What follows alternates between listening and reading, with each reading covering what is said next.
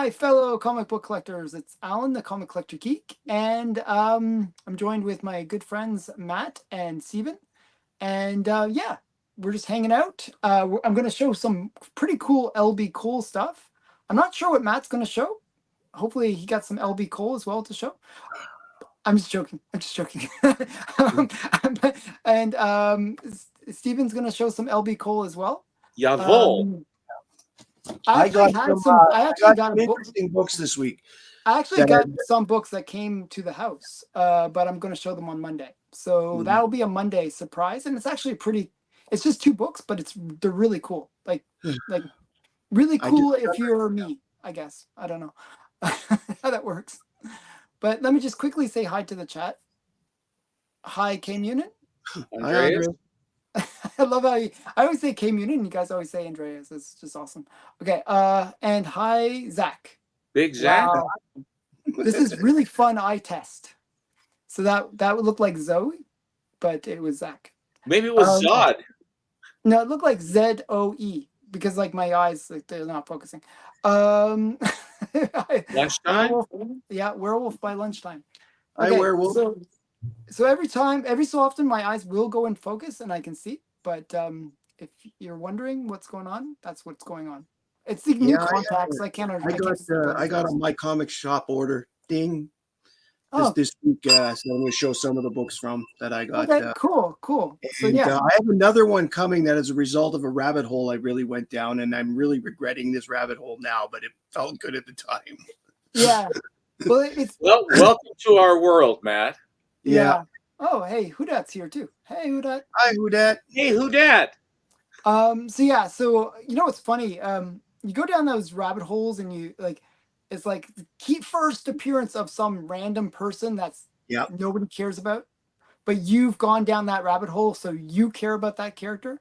And I'm like, I put it in my shopping cart, and I'm like all nervous, like, oh, somebody's gonna get it, somebody's gonna take it, and so I do that. That's kind of why I ordered again this week so quickly, because I'd already got to 11 books in my cart, and I'm like, this is going to end up being really big if I don't take care of it now. So. Well, I sort of let it build up, right? I'll check out when there's like a ton of stuff in my my comic shop order. So I just try to save on shipping. I'm really cheap about shipping. But yes, K Munin, I did see that. He's K Munin is commenting about rabbit holes. Okay. Oh, Alan, Matt, I am delegating to you the chat responsibility because Alan can't even see his hand in front of him. I can do that. I can't put them on the screen. New contacts. They come into focus every so often. I can see. So this is how many days you've had with these crappy Canadian eye lenses you've got? Is it like it's been since Monday? Since Monday. So you said it only takes a few days for the eyes to get used to it. When is that going to happen? I'm hoping soon. It was better today. I could actually look at my slabs. And I was actually able to figure out what slabs were what. Fair enough. That's a start. So that's the nice big. The one thing about the Golden Age, the big lettering on the top with the name of the book. Well, no. I mean, on the edge. I was looking at the edge, like wow, even better. Because they're in my like cubbies, right? So. Yeah, but my my vision's a little messed up right now. Great. Well, I'm sorry to hear that. Great. So I'm going to pretend to enjoy things. Oh, that's so awesome. You could be. Wow, what a great grade. I said, I haven't put a book up yet. Alan will be taking a week off from being a visionary while he figures out. A visionary. Very good. Very good. Wait. Was that, who said that? Let it stay. Let it stick out. And he said, why did he spell it whole instead of whole? Because he spelled whole with a W. There was another big one before that. If you put one up, leave it on long enough for us to read it. Okay, well, I wasn't even sure if I was showing the right one. Well, the one before was the one he said about the one of his questions involved going down the wrong rabbit hole this week. Yes. And I said, I did see that video. Yes. And then, hi, Susie. Hi, Sue. She's over at my our daughter's house, helping her fold laundry and seeing the grandchildren. And I'm here grubbing with funny books, which is as God intended. Okay, so because it will be so much easier to see you guys, I'm going to actually make, I'll go with Steven first because he's the one next to me. Well, next to me. And then, do you have some LB Cole ready? Yes, I have it right here. Cool. Okay, so we're gonna go with LB Cole a bit, but don't worry, Matt. You can go show ahead. whatever you want. So I'm not worried about it. It's your show. I'm just happy to be here. okay, cool. I'm like Dutch Reagan. I'm happy to be anywhere. Oh, okay. Actually, I can see your face. You can? Yep. Okay. I'd just like to point out, Alan, that Andreas thinks that since you're blind, I could get away with showing anything, and you're and I tell you it's golden age. You just say it's golden age, and I'll probably believe you. Exactly. That's what he's saying. Yeah. Here is a exciting. I can tell that it's a white thing. Okay. Oh, okay. Hi, Katie. Just checking. Hi, Katie. Here is Inside Crime. And this is a rather early LB Cole cover. You can tell if you look at the policeman that it is LB Cole, the way he draws that. Here's a gal, a frail with a smoking 45. Shanghai Chicken, One Reel of Crime, and Partners in Death. Yeah, see, I can't see the smoke, but I have to take your word for it. But that's still a cool concept. You can't see the smoke? I can't see the smoke coming out of the gun. The gray on the gray is hard to see from this distance. Fair enough. Okay, wow. I was the blind one, though. Well, I know I need glasses. Okay. Just, so, Am I somewhere in some home somewhere? Oh, hey, is it OG or AG? AG? AG. AG. Sorry. Two of my favorite from my collection are Mask 1 and Mask 2. Actually, if I go really far back, I can see. So yeah, that's pretty cool. Those are pretty big books. Those are two that I'm on my want list, but out of my price range. But okay, go ahead. Here is a nice one that looks sort of like Doris Day or one of the singers, and this is Portrait of Love. Very nice. So am I allowed to say I want that, or I'm going to get that? Oh, sure, you're more than welcome to. Okay. See, that's one I'd like. She was a wealthy, renowned singer. He was a struggling, poverty-stricken artist.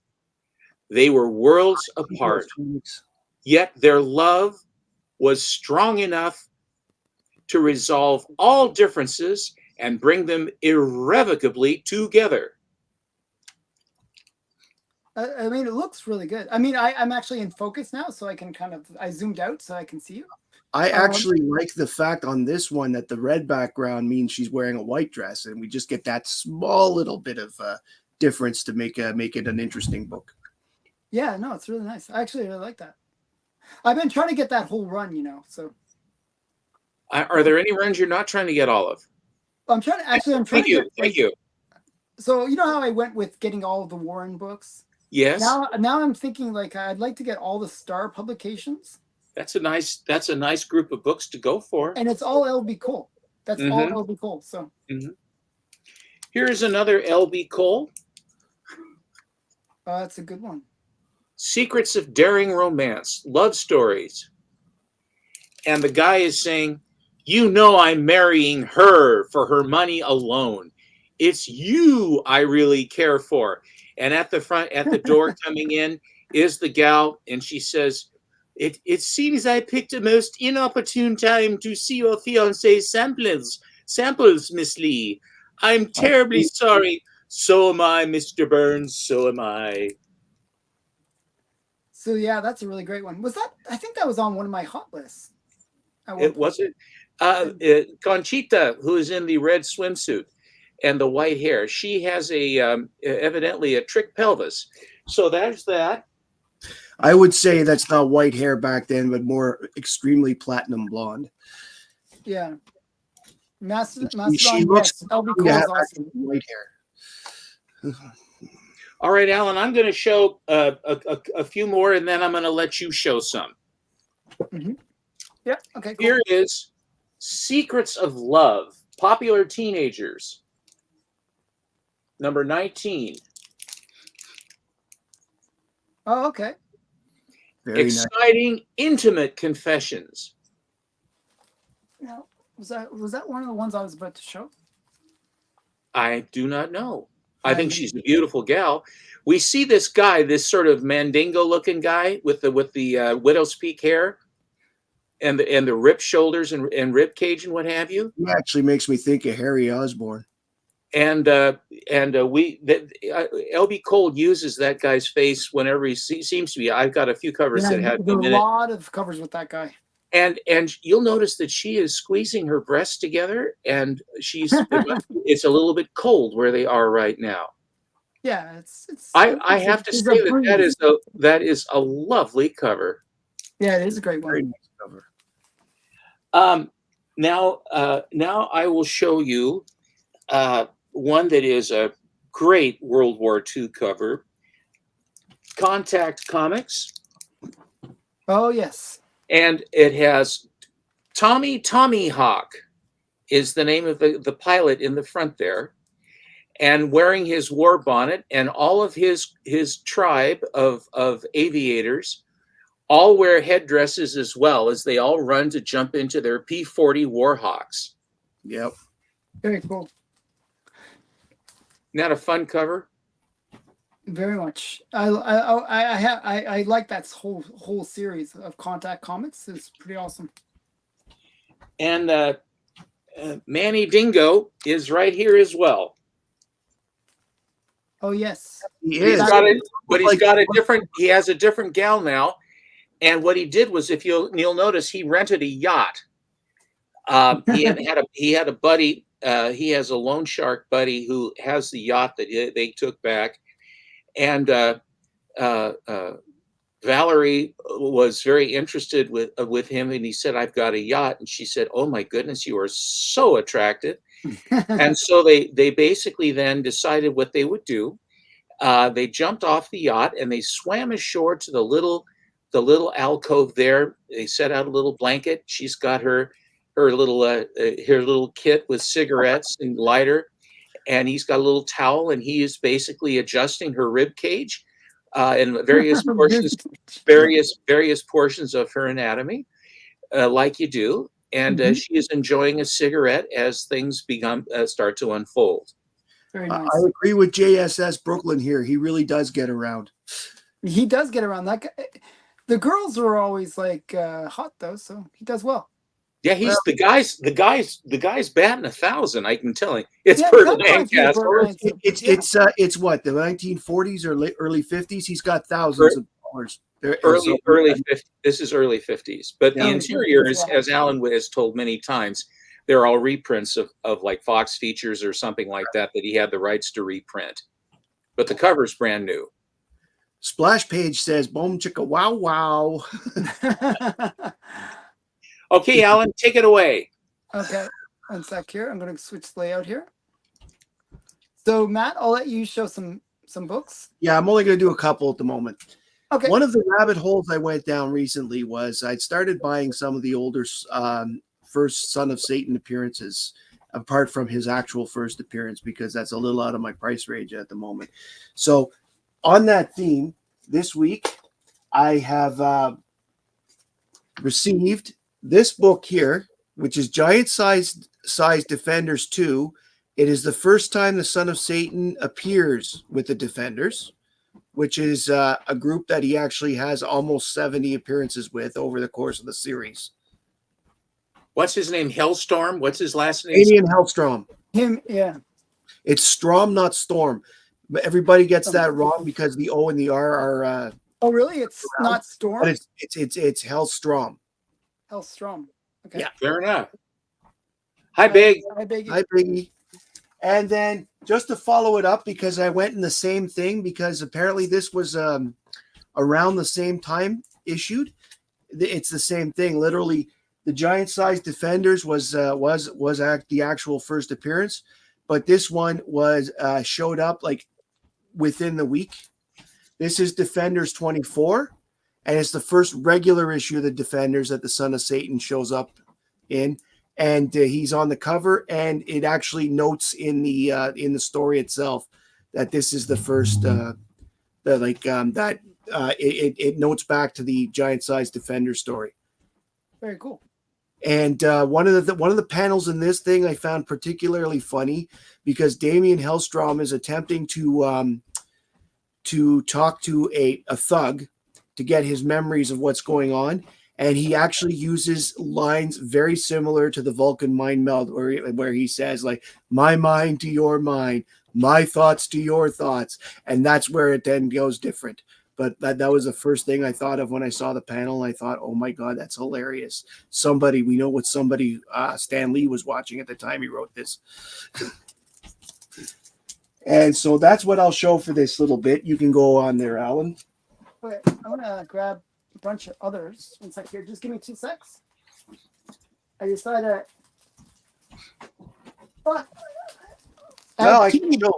well, since I'm still on there, I'll just show a quick. Show one more. Show more.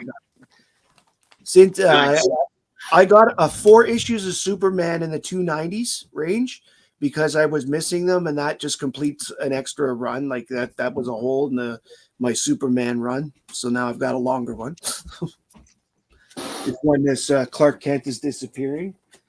And here we've got Superman watching Clark Kent getting beat up. There seems to be a theme around this time where the Superman has a split personality on the covers. Very cool. Yeah. And one more Superman. Okay, one more. Cool.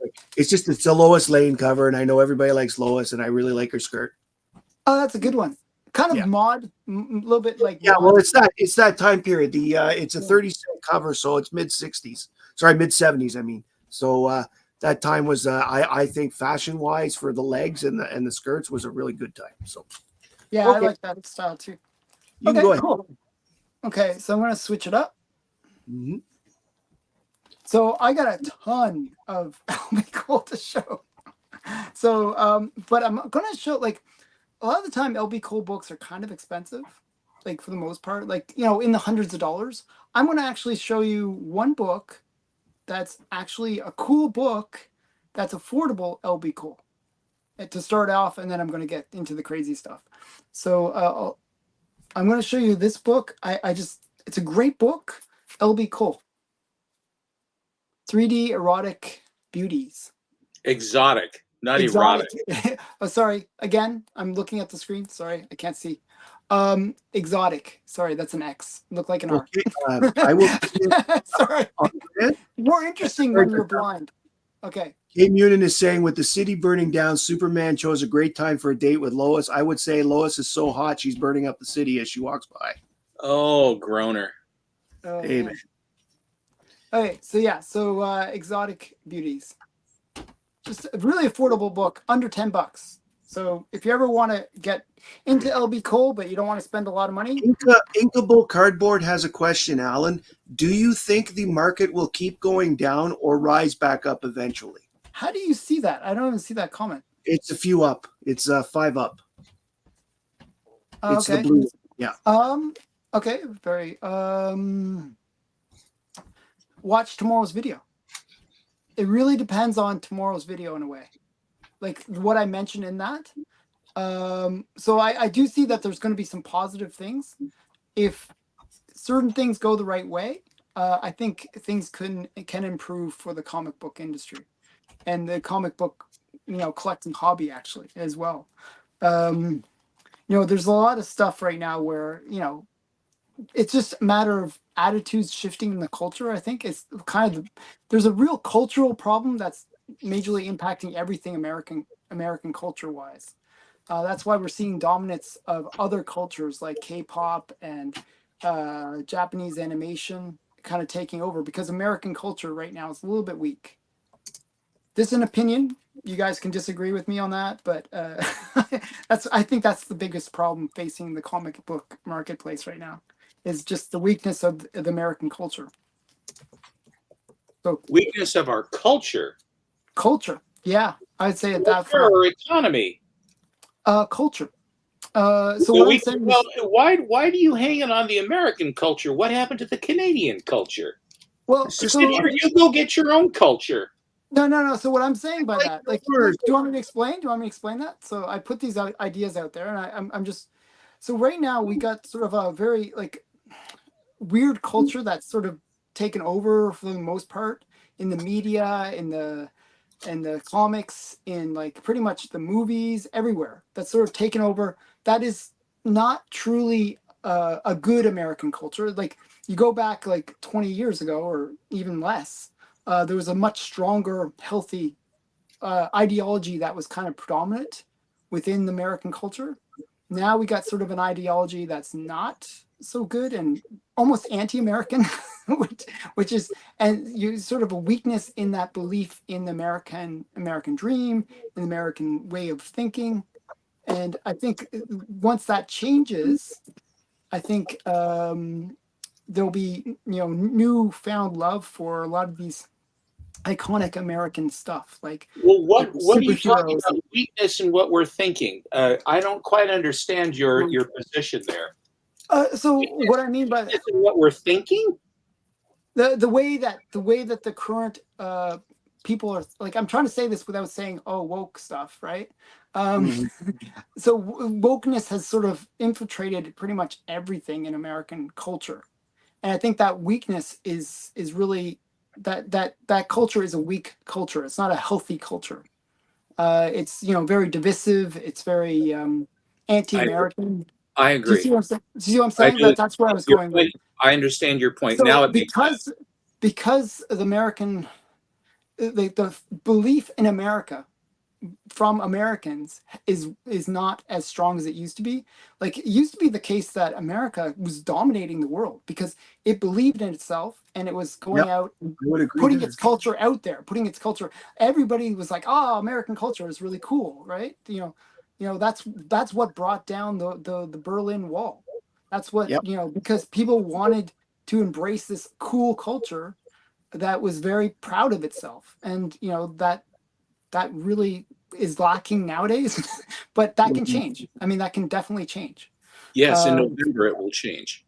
That's what I'm hoping. I think the world I'll say one way or another, but I will say what the comic industry has done to shoot themselves in the foot is that in searching to appeal to a certain audience that has never existed in the comics world, they have alienated their traditional markets and forgetting the fact that the market they're trying to cater to never spends money on anything that's not an iPhone.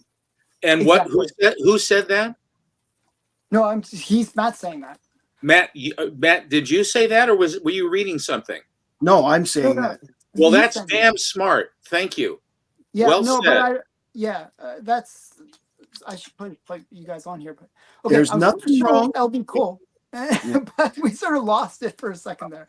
There's nothing wrong with trying to get a new audience. Just don't alienate the money that you already got in the bank. Exactly. You gotta be able, if you don't take care of those people, you're going to lose more in the long run than you're ever going to win. Boy, that's crazy talk. Go ahead, Alan. Okay, so back to LB Cole, which has nothing, and back to really American greatness.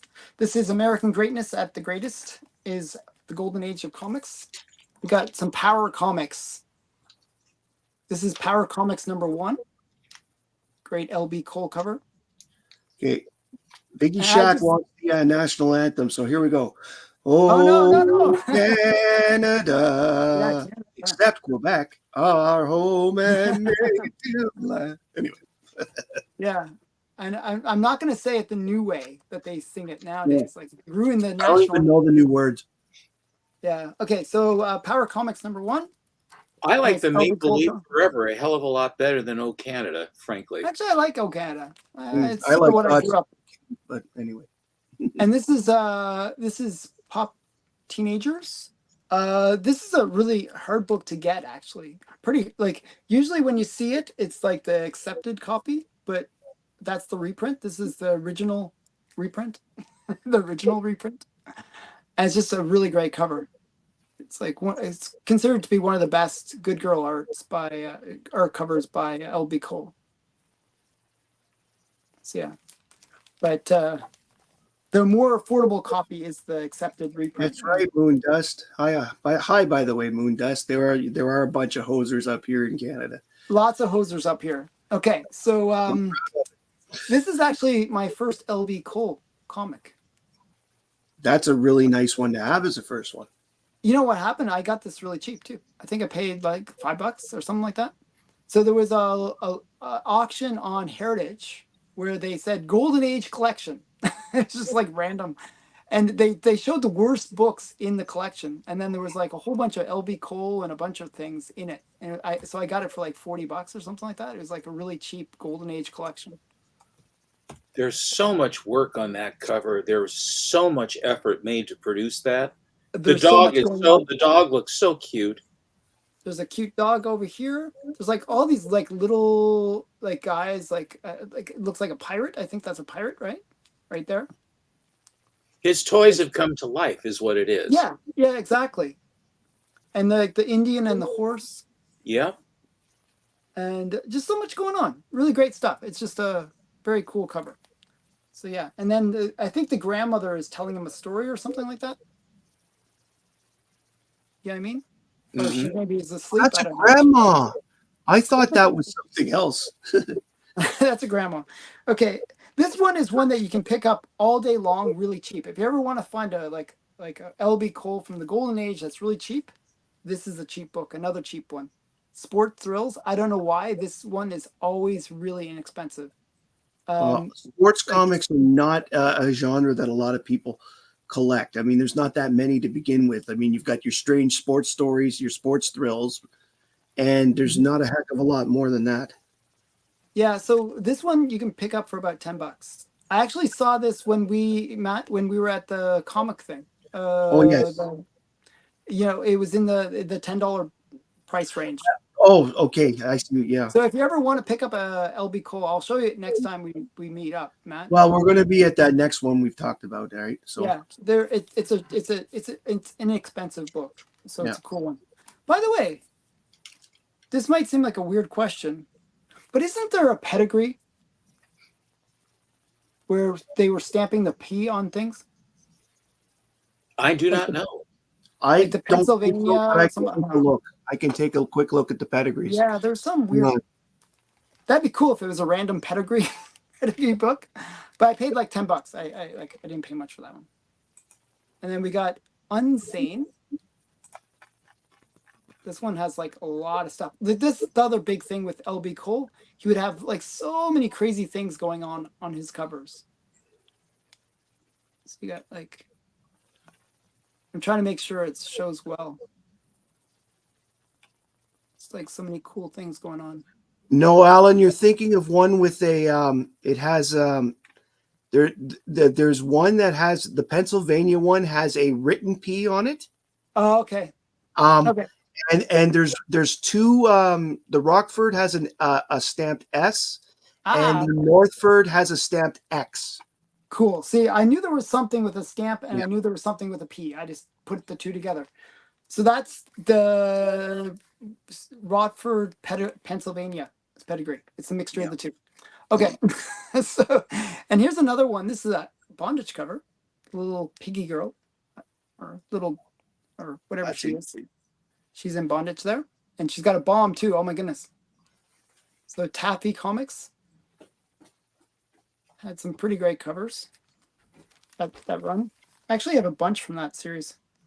And then we got Animals Parade.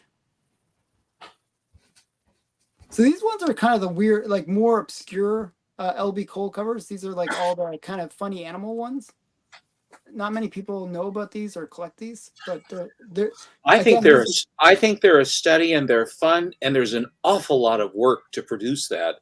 Yeah. And to go another way, Alan, I actually came across an article not too long ago where people are saying funny animal covers are actually making a comeback.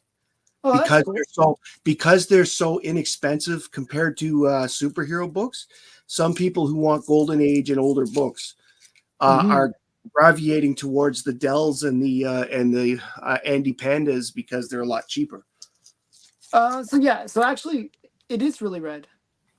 Okay, wait. The Taffy? Does it not look red to you guys? It looks red to me. Looks red to me. It's really red in real life. It's really red. Okay, so that's that one. And I was showing the the red has a slight yellow tint to it, sort of like it's fire engine red rather than a deep red.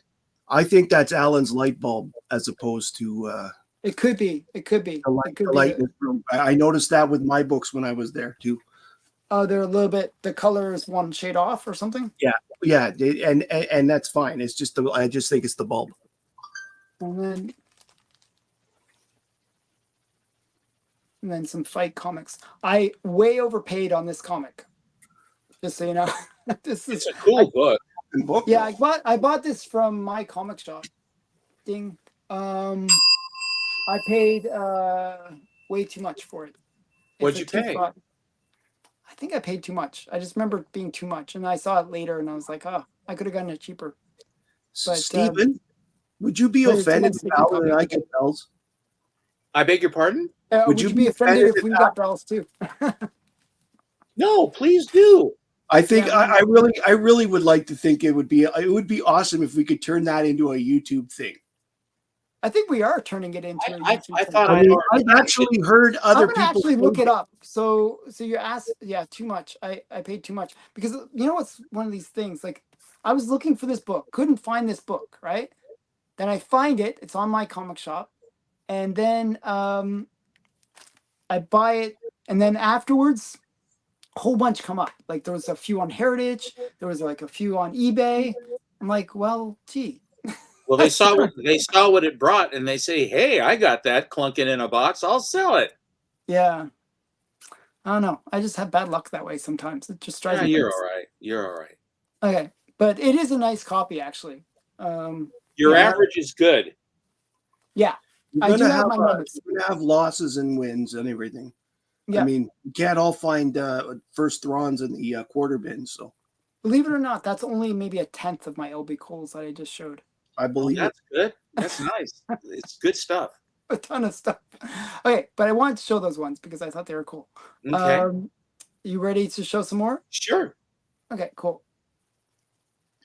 And I'm going to be right back. I'm just going to check something. I'm curious about how much I paid for this flight one. Okay. Okay. Another one that another nice title that I've managed to get a few of is True to Life Romances. Another star LB Cole cover. This is True to Life Romances number 7. JSS Brooklyn thinks we should get a gong. The bell started with Mr. Akins of What's on the Comic Rack, and I had come into a conversation, a live stream late, and I had started talking about my comic shop this and my comic shop that, and everyone started laughing. And then Mr. Aiken, who is a teacher, rang his school bell. And I said, what? And everyone's laughing, and I go, what am I missing? And then they told me, they said, we have been talking about my comic shop so much that Mr. Akins finally said, instead of saying my comic shop, I'm just going to ring this bell. And so he started ringing the bell every time he was going to say my comic shop. And I thought that was so good. I have a hotel bell because I was in the hotel business. So I, like a bellman bell to call a bellman. And so I just dusted it off and brought it down here, and I've been using it ever since. But Blondie's got her hooks into the piano player. The gal, the Noirette on the edge there with the long gloves is smoking a cigarette, and she doesn't care too much for Blondie. And the guy in the lower right is interested as well, and everybody's getting who they can't have, and they're all upset because they can't get the right person. And the irony is the piano man's interested in the guy in the corner, right? That's it. And he's interested in the blonde in the corner, the blonde man by the spine. Okay, so there's that one. This is a particularly good one. Again, True to Life Romances. This is number 11. I found this book on eBay, and it was an auction. It was to buy it, and it was found in an attic. And there were about 8 or 9 books that were found in an attic, and so they had this was an attic find. And so they were selling them individually. And one of the books was this True to Life Romances. And so I sent this in, I won the auction, and then I sent it into the same company that does work for Automatic Comics, Ryan, my comic presser. They did a very nice job, and it came back a 4 or 5, and Very the colors came up very nicely. And I've made jokes about this several times. There's the gal in the coming through the door is the jilted lover or the fiance or something. Mavis is the noirette in the tight green skirt, and she's got her hooks into Myron. Myron is one hell of a good-looking guy, because anybody who could get a girl with purple pants and an orange and yellow check shirt must have some secret thing that he has that the girls all want. I don't believe, and I do not believe it's a sense of humor. Well, I was going to say probably he's dressed like he's all he's missing is the clown nose. He looks like I don't think a clown car is what is attracting the girls. So there's that. Here's another true to life romances. This is issue number 12. This has those two covers have sort of brown tones to them. This one has blue tones to it, blue and red, and has more of the black light type lighting or color palette that is very distinctive to L.B. Cole. The stirring emotions of love vividly portrayed in this dynamic issue. So he's offering her the wedding ring or the engagement ring, and she is in last year's swimsuit and looking pretty darn good, by the way. They have also rowed ashore they rowed across to the little island. They set a little stuff down, and they're about ready to figure out what's supposed to be figured out. Okay. JXP75 said that the purple pants are called eggplant pants. Naturally, Moondust followed up with a picture of an eggplant. And then Brooklyn just said about this current book, that guy really does it's the same guy. Wow. He's getting around. He's getting around pretty good. Here's another one. This is a different one. This is Love Secrets of Daring Romance, number 11 from 1953.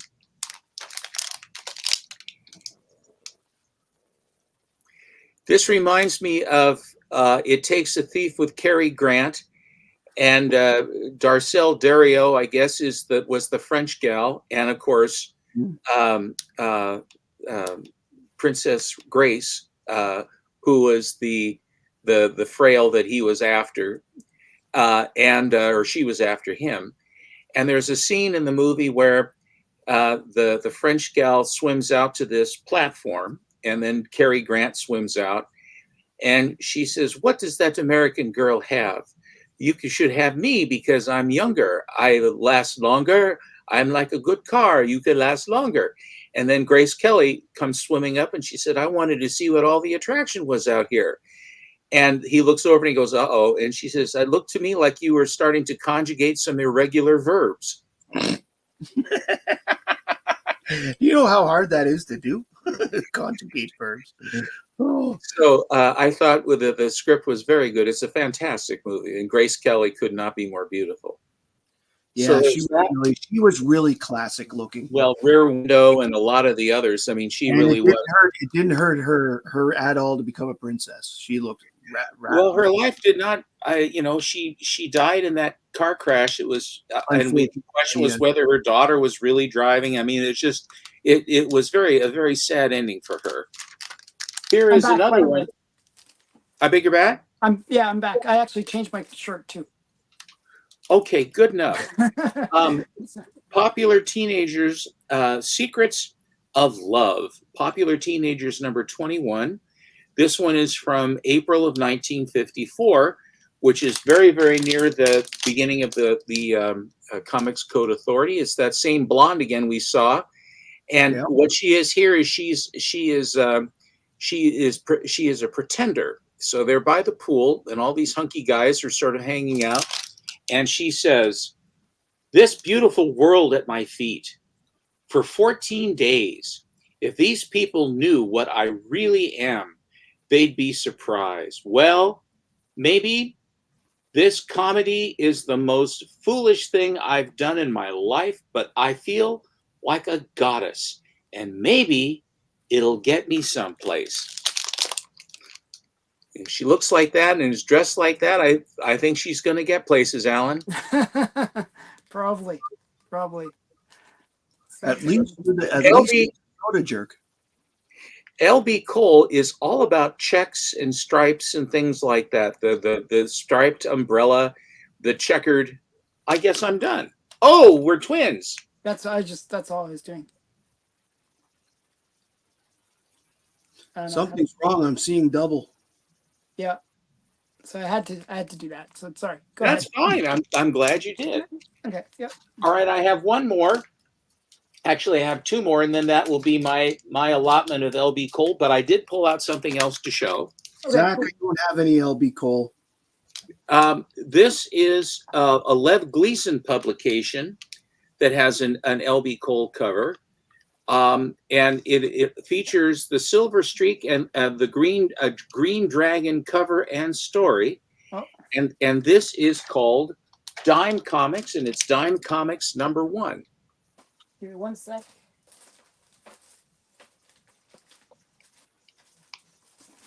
Now you're forcing me to find that. 1 sec, please. I'm forcing you. You're always forcing me to do things. Callie wants to know when's Johnny Craig night. It won't be long for me because I don't have any. Yeah. And yours is a 3-0, right? I have reprints. 5-0. 5-0. Oh, even better.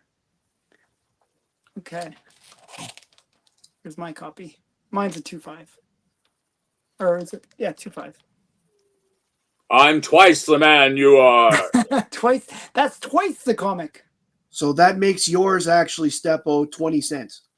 That's right. It's a dime comic. Mine's almost 2 bits. Wow. I'll give you $2. Two bits for it. And I'm sorry, too late. And the last book. Hello, champ. Hey, the last book I have. Hey, Callie. Hi, Callie. I got your package. I got the package from Whodat too. I've got those. Oh, I got the package from Callie as well. And those will be opened on Monday. I have this wonderful, last issue of Captain Arrow by LB Cole. Beautiful book. This is a book that is not pictured in the Gerber Photo Journal.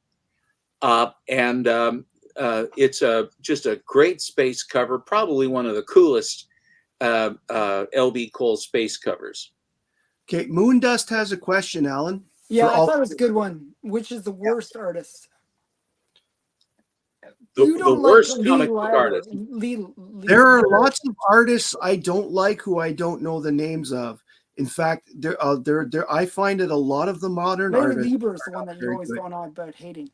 Yeah, but if we want to go with one that I definitely don't like, I don't like Gil Kane after about 1978. I find that he got at that point he was getting too chunky and adding too many lines where it was unnecessary. He did a lot of the action covers in the early to mid 80s, and I don't like a lot of those covers. They're over inked, they're overdrawn with details in all the wrong places, but that's just a personal preference thing. I like Gil Kane's 60s art. Gil Kane is all nostrils and eyeballs at that and in that era. He's much better when he has a better inker. Yes. That's why I like the Atom so much, is because Murphy on the covers that I'm referring to, he did all his own inking then, and it wasn't the best. But that's all I have, Alan. Okay. Yep. So, yeah. Okay, so I was thinking some of the 90s artists as well. Some of them. Yeah, some of the that's what I mean. Like, there's a lot of artists I don't like, and I didn't bother to learn their names because I don't like them. There was a guy who did Superman in the mid, I want to say in the 2007 to 2008. His style was very cartoony, and it just didn't fit Superman at the time. I remember not liking that very much, but I really can't answer the question per se. I could look at a book and say that's an artist I don't like. So, Matt, do you want to show some things, or? Yeah, I got 3 left. Okay, cool. Okay, and then I'm going to show a ton of LB Cole. Oh, sorry, Sorry. 4 left. Okay. Okay. These are the first one I'm just going to show. I just like this one a lot. It's the Superboy and the Legion of Superheroes 228. It's the death of Chemical King. I just think it's a great story because in the future, 30th century, Earth technically has one government. You would think that wars on Earth were done. But in this story, Chemical King dies trying to stop one of the regional governors of Australia from starting World War. In this case, it would be World War IX. Wow. And he dies when he absorbs a bunch of radiation. He spent the issue going on and being about, oh, my power's so dumb. I'm so weak compared to the rest of you. And so he ends up, but his power was the perfect one to absorb the radiation and thus stop the thing. He saved 18 billion lives that day. Cool. Yeah. The next 3 are all adventure comics that I'm working on towards my run. This one here is Adventure 331. It's it's one where the Legion of Supervillains come back from the future to take over the Legion. And the cover has all the headstones of the Legion members. Okay. That's cool. That was a hard book for me to find in grade. Yeah, this one's in mid-grade. I'm very happy with this one. This one is an interesting one because one of the villains is on Alan's Golden Age villain list. Hitler is one of the villains, if you can believe it, in this issue. This is Adventure 314.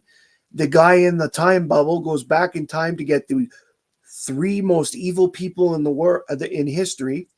And I guess because it's a 1960s comic, he decided that John Dillinger, Adolf Hitler, and Nero were the most evil people in history. Never mind that there were 800 years between, our century and theirs.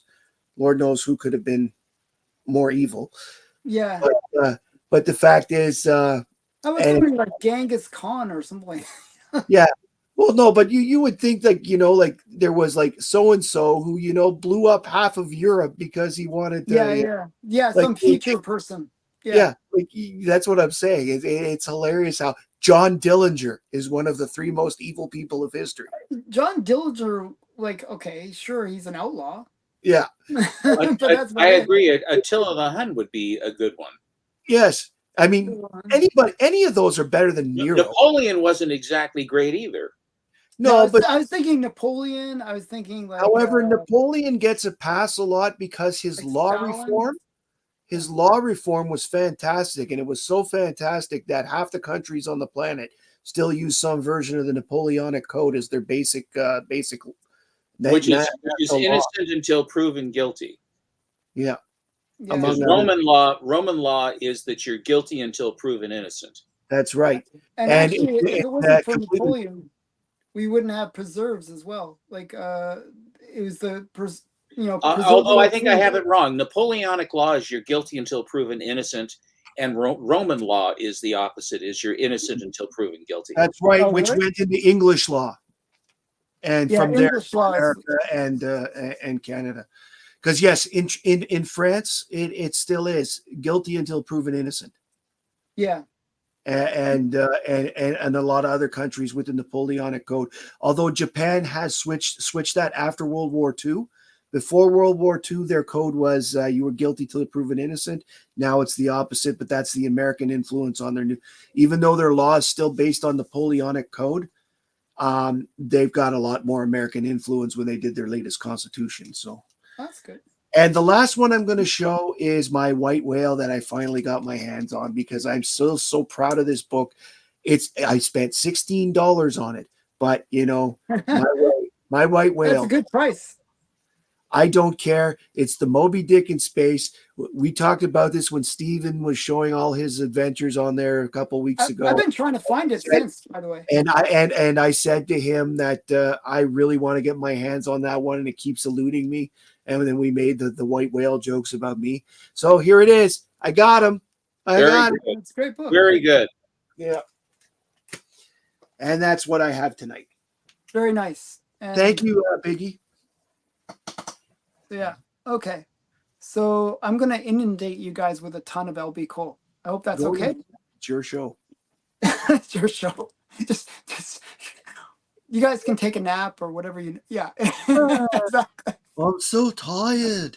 Okay, so I'm gonna show a bunch of LB Cole. Help you guys take a nice LB Cole nap. Okay, so let's get into LB Cole. So I'm gonna start. I guess I'll start with like some. Okay, random Zach stuff. wrote "good-looking Dick Matt," referring to the whale. I saw that. Yeah, I saw that. I was like, oh, should I put that up? Okay.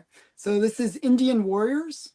It's like you can see all the craziness that's going on this one. That'll be cool. And then we got actually, is this one in a case? No, it's not. It's loose. We got Terrors of the Jungle. Not sure if you can see all the tentacles, and this is very typical LB Cole, these kind of orangey colors. It's kind of what he's famous for. That looks like that is actually for that time period, that is a really neat concept because there doesn't seem to be a lot of underwater books back then for whatever reason. Oh, Zach, don't worry, by the way. Don't worry. It's okay. Don't worry. I get myself into trouble all the time. So yeah. That'll be cool. Nice little cover. Then we got some Catman. I'm just going to do all my raws really fast here. And I'm not sure which loved ones you showed, Stephen, but I'm going to show a bunch. Okay. Well, that one looks Christmassy. This is very Christmassy. And again, it's what you were saying about the guy with the shirt. Yeah. I don't know what he is, what he has. I don't know, but he seems to have stolen her from the department store Santa display. No, but I mean the guy's shirt. It's like that weird. Yeah, he the plaid. He's a. I found out what his profession was while he's a gland salesman. What is a gland salesman? I don't even know what that is. Never mind. Go ahead. Oh, a gland salesman. Oh, okay. Oh, sorry. I my mind is so pure and innocent that I didn't get the joke at first. Okay, so yes. What did you do with Alan? Oh my God, I'm looking that up, and I just got that. Never mind. Yeah. Yeah. So yeah, the confession, or this is popular teenagers love, secrets of love. Yeah. I don't know. I like these. I don't know. I like his romance covers a lot. So I'm going to show you a bunch of romance, and then I'm not sure which ones you showed, so we're going to show a bunch, and then you can say, True to life romances was pretty much what I showed. Okay. Do you have any of these confessions of romance and stuff? I think the only one that I have, I have popular teenagers, secrets of love, love secrets of daring romance, and then the true to life romances. This is the last issue, I believe, in the run. I really like the placing of that the banner on there. Yes. Good placement. It's going to draw your eye there anyways. Might as well put the text there. Yeah, it's pretty funny. I thought that was a great cover, actually. And I think you showed. Did you show this one? I don't have it. No, he did not. It's a really great one. I don't know. I would have thought you had this. But that's going to be mine. Okay, this is based on my arm length. We'll see if I can read it. Well, how very cozy. I hope I haven't interrupted anything. I don't think she means that. I don't think she means that at all. And Victor Mature is dancing with the nice blonde with the page boy haircut. Yeah. And Veronica at the door is going, well, isn't that special? It's, that's another trope that you see. It's always a blonde and a brunette kind of thing. You know what I mean? Like there's always that. Well, I think the number of blondes. I like the redheads too. Right? Yeah, me too. But you don't usually see that many redheads. You just see blondes and, Noirettes. Yeah. So yes, this is True to Life Romances number 22. I actually really like when LB Cole does these kind of black backgrounds. I have a Catman that's coming that has this as well. Oh yeah, I know. It looks like snow falling on that one. It looks like snow. Yeah, that's a great cover. Yeah, so I thought this one was really nice too. Very nice. Good colors. I also like fire covers and stuff too, so I'm kind of weird that way. Nice color strike on that one, Alan. Oh, thank you. This one is Rose's copy. says Rose on the Sun. I don't know. But it's just I'm not sure. Like if you have one of these, just tell me. Okay. I'm curious. There's the guy with the widow's peak again. He's got another gal doing his ploy. Mm-hmm. What's your name again? They're all starting to run together. And then this one, I did show that one. Yeah, I showed that one. Yes. So you showed, like, I know that you picked, like, the one that you showed was the one that was in my cart, and then that's the other one. Just so you know, just saying. Okay. I actually got this from Alex, the Comic Quarter. Very nice. And he's not living up to his name then if he's giving comics away. Yeah. So he had a nice claim sale where I picked that up. So I was quite happy. And we got, what is this one? They're always like love stories, secret daring romance.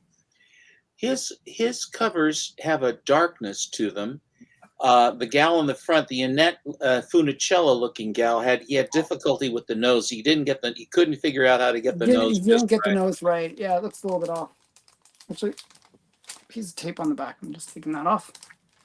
Yeah, the nose is a little bit weird, actually. I agree. They're hard to draw. They're very hard to draw. Yeah. Which is why you'll notice that like a lot of Archie artists actually just use two little dots. Yes. Yeah, very. But actually, speaking of noses, this one is really well done. I think that off the top of my head, the only one that does noses was Bob Montana. Yeah. But, I mean, this is a good nose. I think she has a good nose. Very nice. So yeah, so his looks like a real schnoz though. Oh, his nose has been broken. It looks like it's been broken. Yeah, it has that like something kind of look to it. But again, really cool. And excuse me, Alan. What's the title? Honeyed Love? No, it's Love Stories. No. I longed for love. I thought it said honeyed love for a minute there. Oh yeah. I can see that. I thought it said moneyed love. No, it's I longed for love, and then it has a whole bunch of really small text.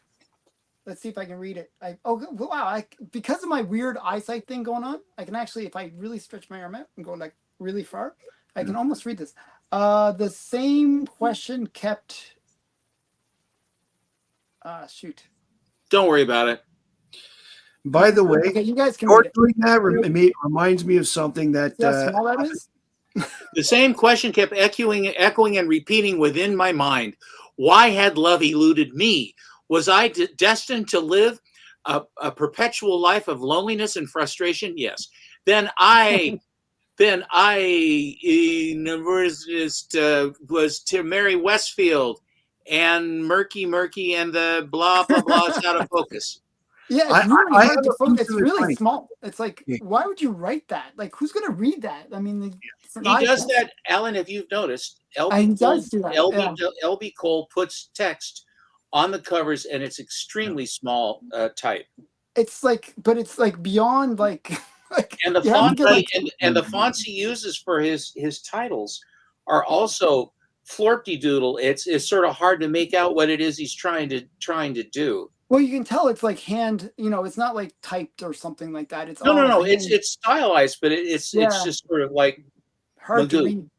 Yeah, I'll show you another one that has a huge. By the way, yeah. A piece of advice for those going to the eye doctor: they don't like it when they sit down and say, "Now, can you read read me the smallest line of text you can read on there." They don't like it when you say copyright 1976, the Asian Corporation, because they know that you're joking with them, and they don't have a sense of humor. Okay, so this one also has like a huge text bubble on it, but like that is hard to read. But this is Startling Terror, one of his more iconic pre-code horror covers. Got the Death Spider on it. Yeah, you've shown this one not too long ago, I think. Yeah. It's a good one. I really like the skull on the spider thing. Yeah. I think actually in the prime, the signature auction at Heritage, they had a high grade copy of this. And it went for pretty nice. That could have been it. It might have been on your Sunday show. No, it wasn't. It didn't make my Sunday show. but it was on my Sunday show like a few weeks ago, like maybe a few months ago actually. Okay, there's that one, and then we got Suspense.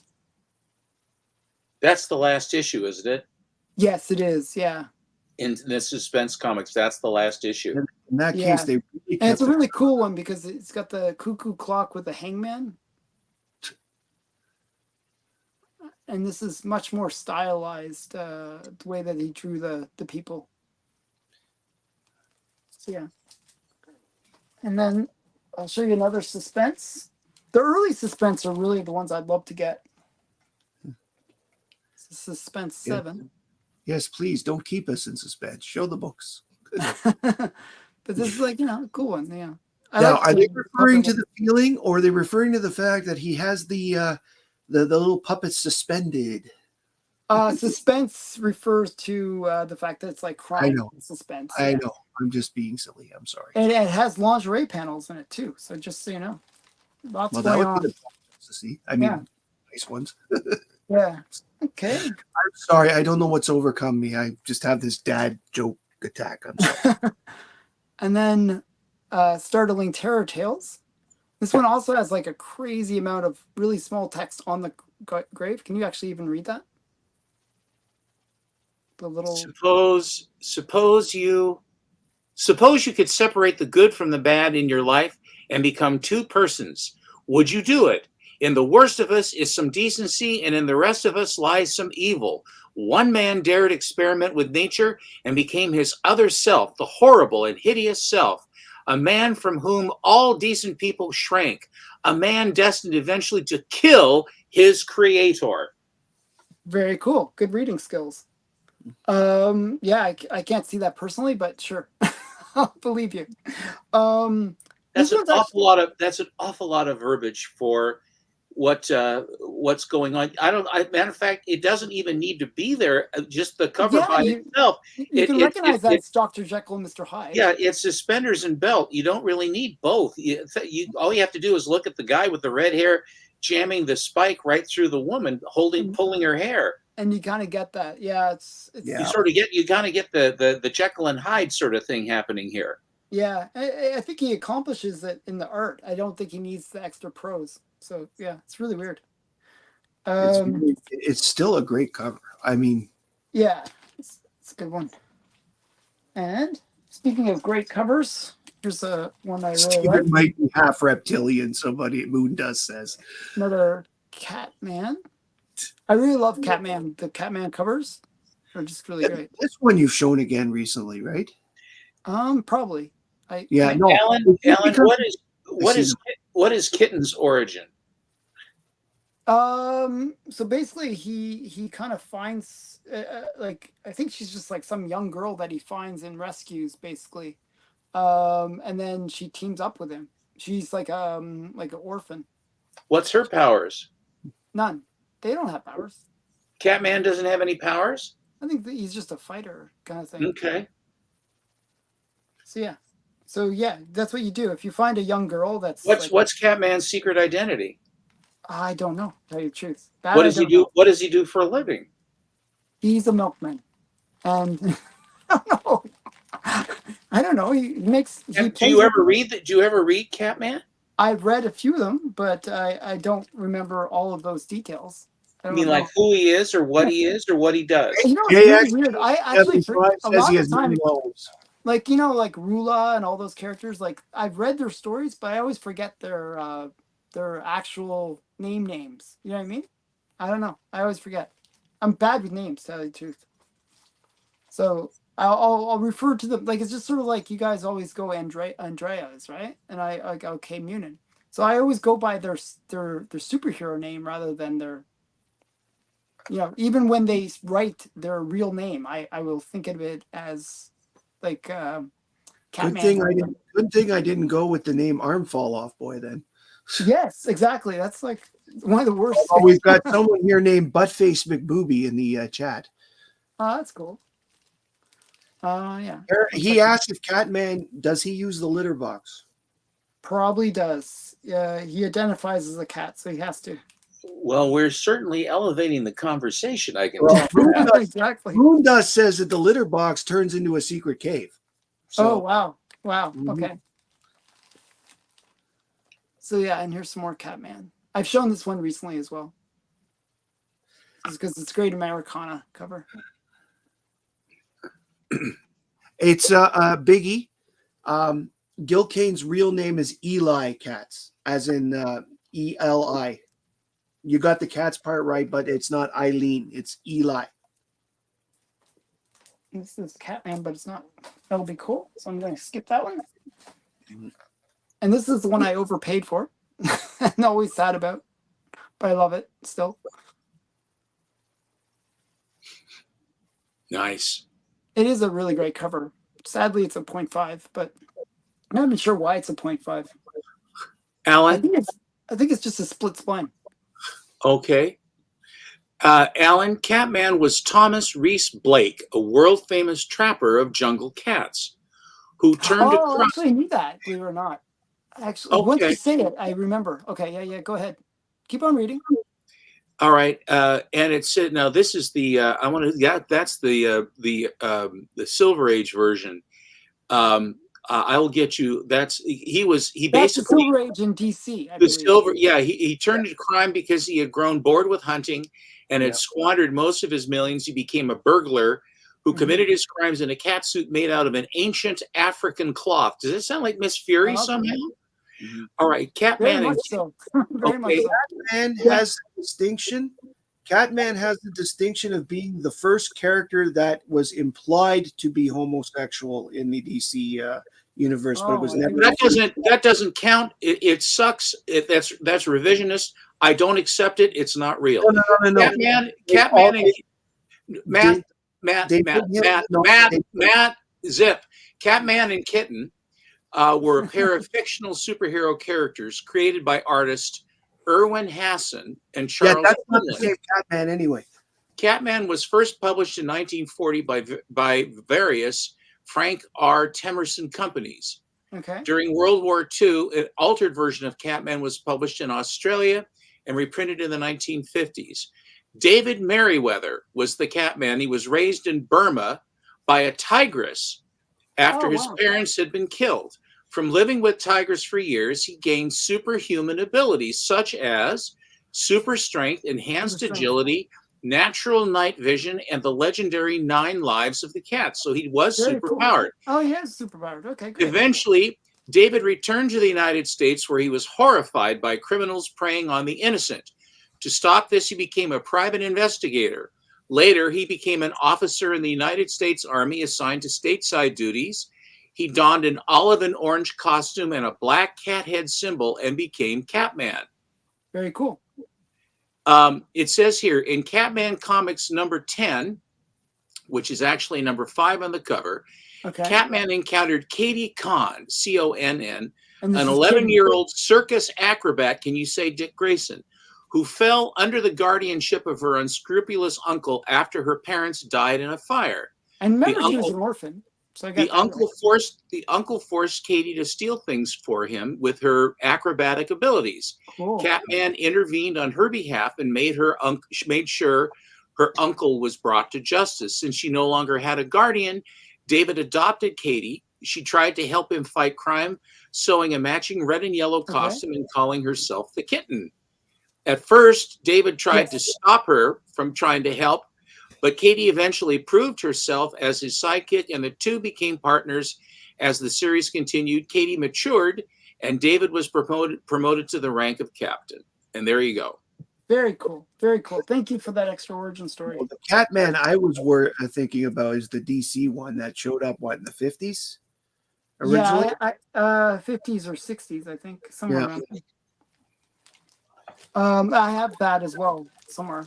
The first appearance of that Catman, which it has the same suit actually. Yeah.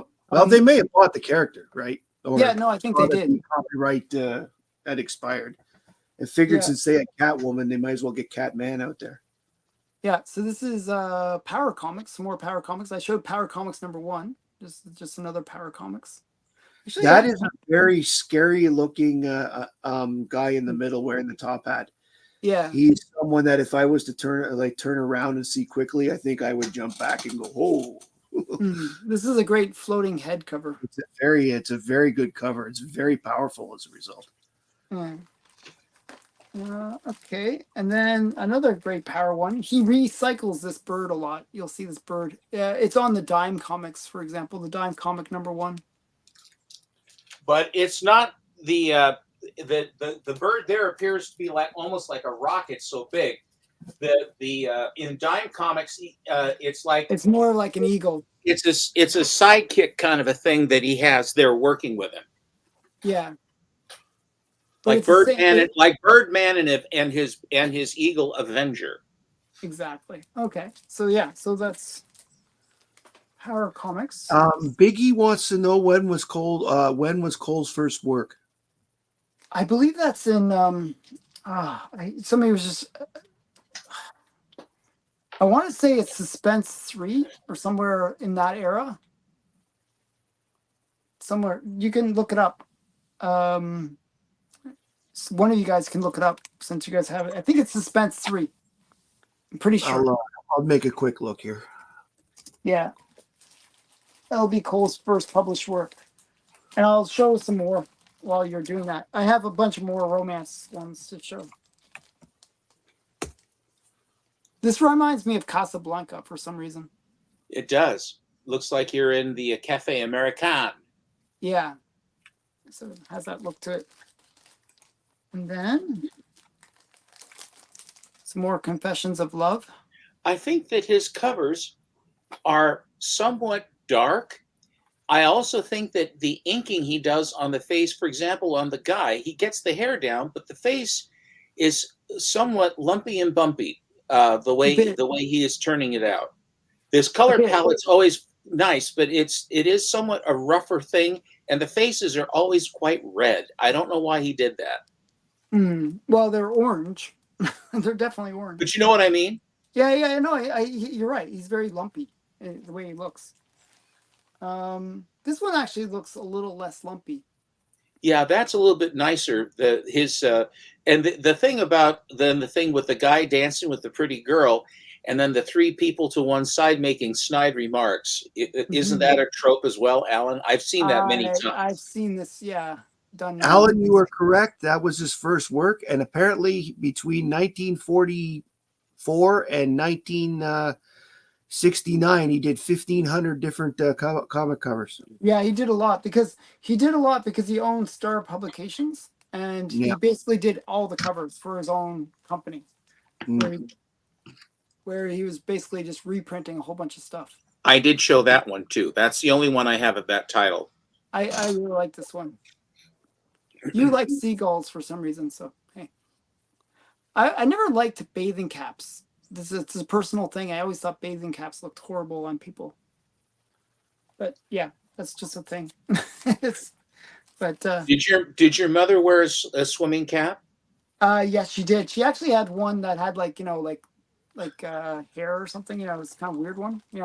She had a bunch of different ones. My grandmother actually even put a chamois on her forehead, a thin chamois around, and then put the rubber swimming cap over with the strap underneath, because that way then the rubber did not abrade against the skin of her forehead.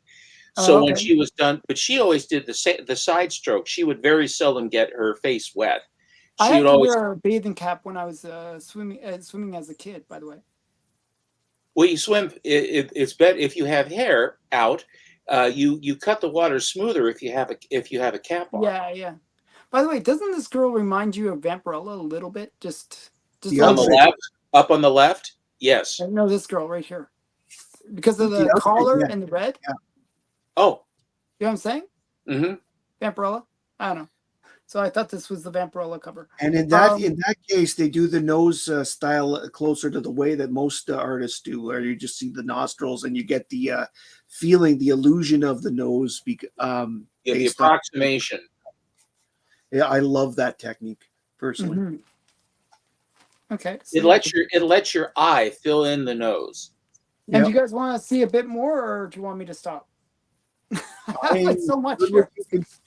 I'm good with. Hey, Let's take a poll. Who wants Alan to continue? Okay, you guys can tell me. I have. It looks like 1, 2, 3, 4, 5, plus another. How many are here? Another 5. So 10 more to go. I don't think they're here to see our wonderful looking faces. I think they're here for the comic book. I would go. I kind of promoted it on Instagram for once. Yeah. Oh, he's being contradictory, saying stop and then move on. Okay. Okay, so we'll keep on going. Now these are all like Terrifying Tales ones. I really like these. Oh wow! Now that detail is fantastic on the Jaguar. Let me zoom in on it for you. And the guy is coming at a really weird angle. Like you can see his, like, you're sort of looking down on him, but yet the woman is vertical. So it's really interesting. Like the, whole bunch of different just juxtaposed positions. Mm-hmm. So yeah, I know. Well, that is an interesting scene. It's not just the positioning of the two guys. Yeah, it's the whole scene, the color. You can actually picture that being a night scene with the fire making the little crackles in the background and the shimmer off the Jaguar. It's actually really well done. There's a lot of layers to these things, like like this one too. The devil and the lady in the front. Yeah, and then the voodoo people in the background. Yeah. Yes, look at their faces. That's quite. Yes, wow. And considering the color of their skin versus the background, the detail is still really good. Really well. Okay, so good. And then we got. Okay, we'll do some more. I showed this one really recently, but I'll show it again. JXP75 calls her Jay Leno chick from the last cover. Oh yeah, I can see that. She's a real. Actually, I'll show it again. How are you, Bleak? She really does have not such a great face. Actually, I didn't realize. I never noticed that. Now, oh my goodness, you ruined this book. Now you're never gonna not see it because now that he said that, that's all I can see. Oh my goodness, he didn't do a good job on her face actually, which is so strange. No. Actually, and if you look at the devil, he's kind of like, oh, your face is really messed up, man. My work here is done. I'm gone. So, yeah. Okay. And we got another Terrors of the Jungle. Moon Dust said Rosie O'Donnell. Rosie O'Donnell. Exactly. That's what I was saying. The devil's like, oh, what's going on? Oh, wow. That's very cool. Actually, I have a price guide that is LB Cole as well. I can grab that afterwards. Didn't he go on? Didn't he work till the 90s? I'm not really sure. I thought till the 70s at least. Like he had a long career, right? I'm pretty sure, yeah. So who knows? I may have some LB Cole that I'm not aware of. check his thing. I don't think he went that long. I think he was LB Cole. 70s. I think he died in the 70s, I think. I want to say. Well, I'm gonna check this here. He died 1995. Wow. Okay, much later than I thought. December 5th. And how long does it say how long he was prolific for? He was doing work into the mid 80s. Oh wow. Yeah. What was he working on? He did some covers for Overstreet. He helped publish a photojournal guide to comic books. Okay. And did some work for that. Let me go to another page and then see if I can find some other details.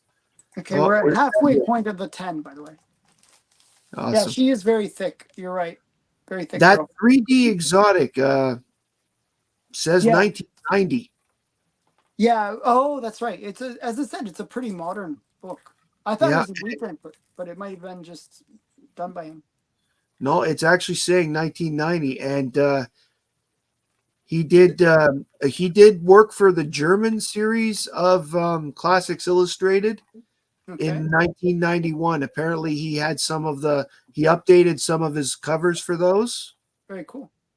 And yeah, he's got on this list. It goes from 1941 to 1991 is the latest that I could find. So the ones that one that I showed at the very beginning, the exotic Beauties is 1990 apparently. It might be one of his last works, is my point. Yeah. Well, if he died in 95 and it said the last 2 years he was unhealthy, so I would be curious what his last oh, okay, so yeah, so somebody's just confirming. Yeah. The German books, as I said, were the only things after that.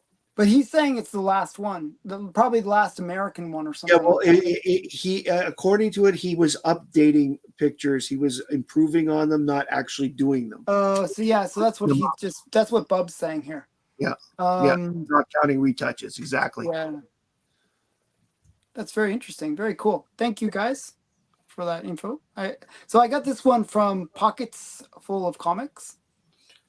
That's a good one. Is that guy again? He has a different hairline.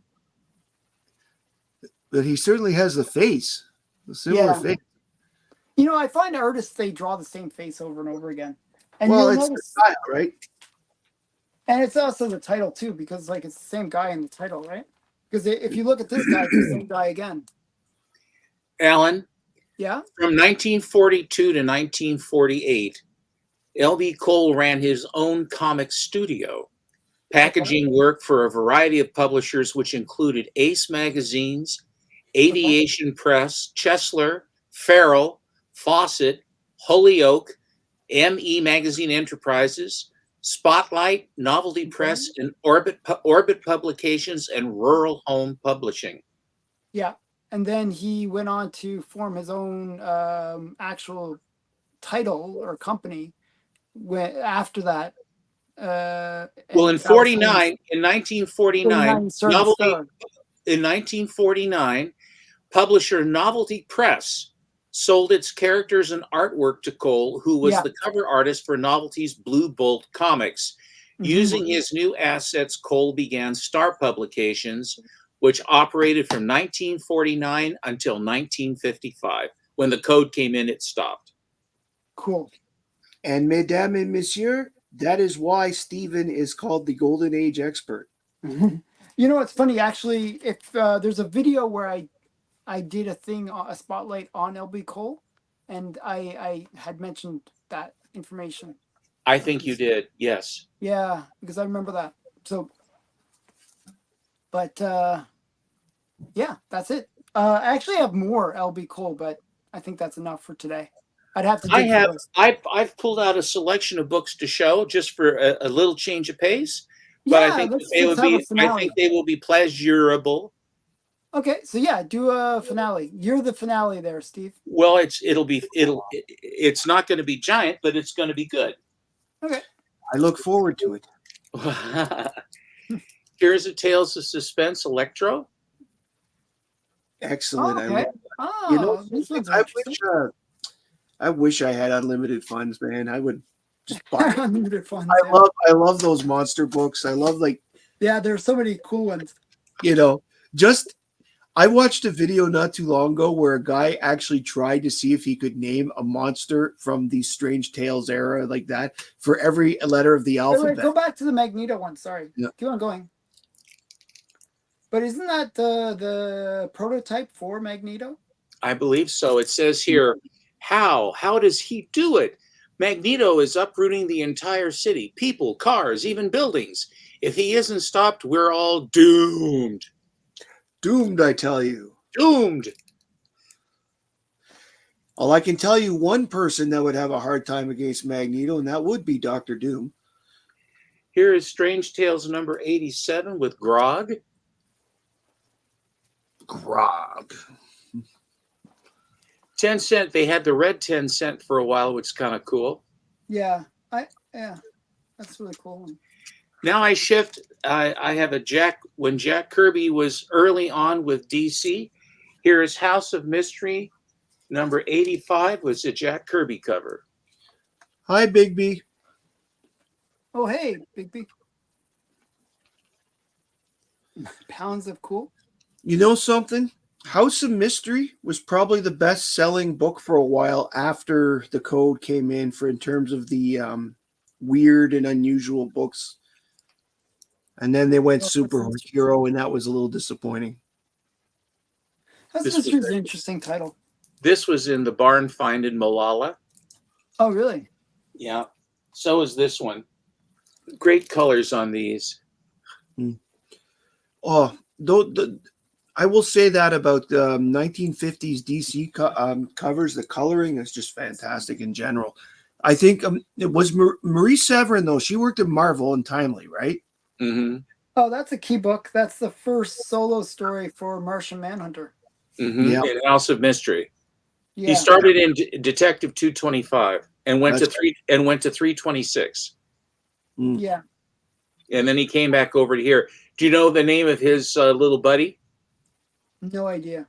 Starts with a Z.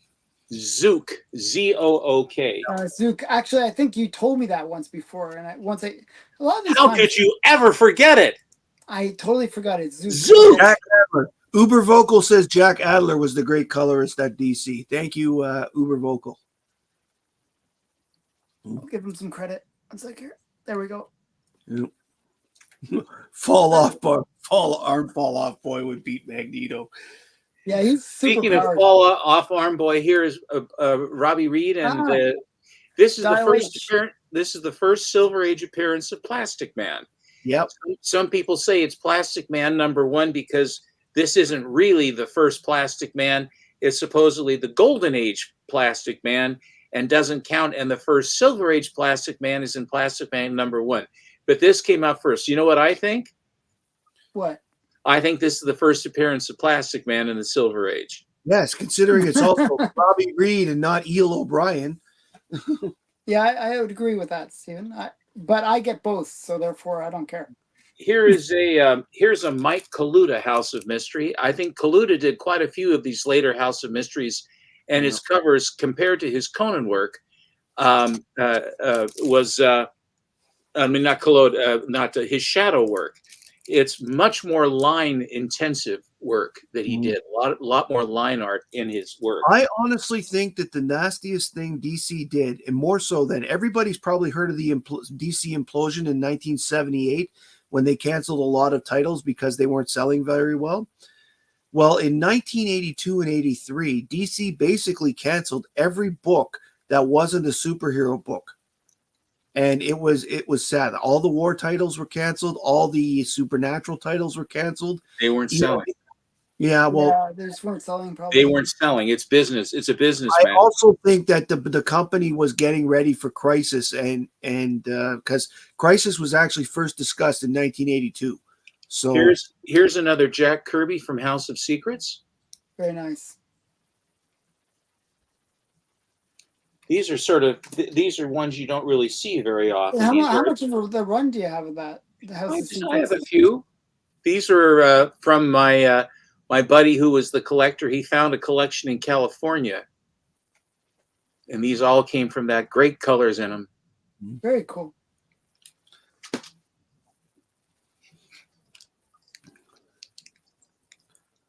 A lot of these I haven't seen before, just because they're pretty obscure. I've actually seen these. No, I've seen I've seen a lot of these not the actual books necessarily, but a lot of the covers and a lot of the.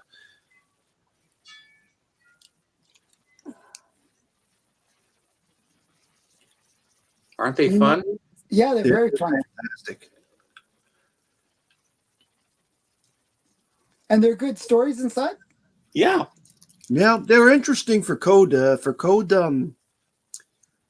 I guess weird story, sci-fi, whatever you want to call the science fiction stuff. They kind of let them have their head as long as it didn't get too violent or too sexy. Actually, I read when I was reading a quick biography on Rod Serling. Serling. He actually quoted House of Secrets and House of Mystery as two inspirational books that he used. That he said maybe 4 of the episodes overall were based on stories he'd read out of those 2 books. I'm not a bit surprised. No. Here is the first appearance of Eclipso. Yeah, that's a good character. And if you'll notice above the little box, you see a Circle 8. This is a pedigree. It's the Circle 8 pedigree. So what are Eclipso's powers per se? Well, what happens with Eclipso is if you've got the diamond and you have an angry thought and you're in the moonlight, Eclipso comes out from the diamond and takes over your body. And Eclipso is your typical rampaging evil guy who just wants to yada yada yada. In these stories in the 50s, he was less evil per se and more selfish. But what he really wanted to do more was try to live and try to stay in control. Okay. You know, where in the 90s, Eclipso turned into someone that wanted to conquer and take over and have a, But the key was you had to be angry and you had to be in the moonlight. And you had to have the diamond. Yeah, and that's a pretty rare circumstance. Okay, but okay. Well, that seemed to keep happening to this one guy in the Eclipso comic. Exactly. Yeah. That's an interesting one. Aren't they fun? Very cool books. I mean, very cool. I only have House of Secrets #1, like of the early ones, Jonathan Laura, I would like to respond to your Plastic Man on every one of their comics. Plastic Man was recently in a group called the Terrifics, and that book didn't sell very well. So I don't think that certainly didn't outsell Marvel. I think the first 3 issues sold really well, and after that, no. And Plastic Man was on every cover. That's a good one. Yeah, lots of really interesting ones. Mm-hmm. These are things I just very seldom show. But they're so nice. They need to see the light of day more often. Especially the guy who's Eclipso, because then Eclipso won't come out. So do you have a pretty solid run? Like, is it or is it? Whenever I found one that was in really nice shape, I basically would buy it. They weren't terribly expensive, but I think they're just really fun. I mean, they're really cool looking. I give you that. Apparently, according to Zach, that if you count to 10 while eating fries but no ketchup and it's October, Eclipso will come out and do your taxes. Cool. I'll have to try that out.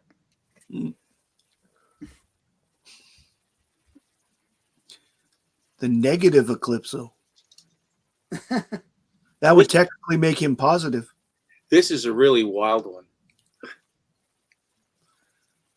Prince Raman?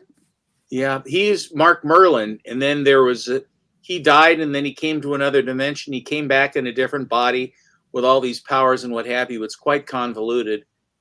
The 7 circles of evil. And inventing noodle dishes. That's what I was thinking the whole time, like ramyun, like the noodles. Yeah. But these are ones, they're really, really in high grade, and you never see them. This is like 68. Well, it's the checks. Yeah, that's how I go. That's what I was going by. I think it's more 67, but that's all right. The go-go checks were from late 66 to mid, 66, 67. Yeah, you're right. Yeah, just to just 2 years, yeah. There were see, you want to talk rabbit holes? I had a rabbit hole for about 6 months. I was buying every go-go checkbook I could find. I think that would be a lot to get. I mean, how many titles did DC have at that time? Maybe 30? There were 31 titles, but a lot of them were bi-monthly. Oh, okay. So let's say 15 titles per year, per month. Yeah, a lot of them were bi-monthly, and Superman and Batman at the time and Jimmy Olsen and Lois were 8 times a year. Okay, so we're looking at maybe 300 books. 300. Only Justice League and the anthology titles were monthly. Yeah, but my point is it'd be only 300 books that you'd have to get. Yeah. Only And 300. I probably got about and I probably got about 60 or 70 before I said, okay, this is kind of ridiculous. This is the Oh, first.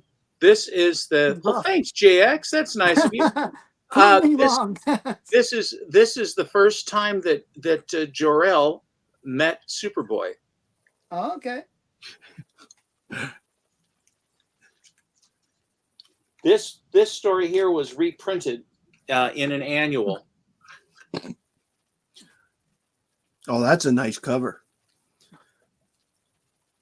It would be interesting to see how many an interesting collection to put together. Superman and Superboy have been on so many covers together over the years. It'd be interesting to see how many. JX really doesn't like Superboy. I actually like the Superboys. They're not bad. I guess JX hasn't seen the upskirt shot of Lana Lang one, eh? Well, he sure won't get along with Ricky, I can tell you that. Mm-hmm. Yeah. That's a good crypto one. Yes.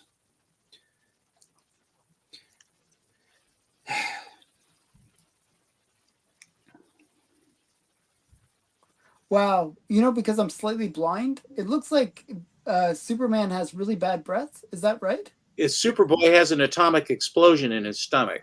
Yes. Oh, okay. And that's why he's breathing the fire. Okay. That's the only way he could save them, is to swallow the little bomb before it could kill everyone. Mm-hmm. That's what you do. I have that book. That's Kid Psycho. That's a great one.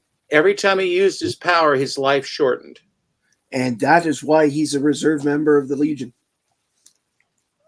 I guess people are complaining that the Superboy ones are too campy. I like campiness. Fair enough. This will be my last. Then I don't want to hurt anybody's feelings. Oh, there's Lana. That one's cool. I think this stuff is a lot of fun, but that's just me. I actually like it. So keep on showing them. That cover. I won't show anymore. So sad. Are you sure? Do you want to show I'm done. Okay. God, if I could find the box right now quickly, I'd show a whole bunch of Superboy covers. Believe it or not, I have one last LB Cole to show. Okay, that we should end on an LB Cole. LB Cole, since that was the theme. Okay, 1 sec. I'll just show this one, and it is the price guide. Awesome. It's a pretty cool price guide too. And what year is it, Alan? It's the number 11. So that would be like 1980. That would be 1981. Yeah, something like that. I believe it's 81. And look at the logo above the price, Alan. What do you see? It's the old style code, right? Yes, but they co-opted it and then they just changed it.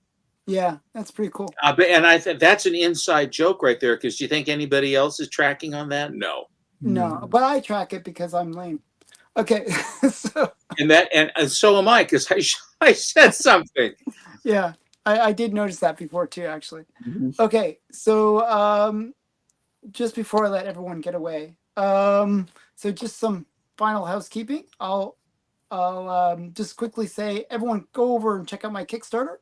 Lots of great stuff. There was some really cool cover just dropped. Tara the Space Pirate. I didn't tell anyone about it until both myself and Steven got copies of it. So seriously, are you funding your own Kickstarter there, Alan? What? Are you funding your own Kickstarter?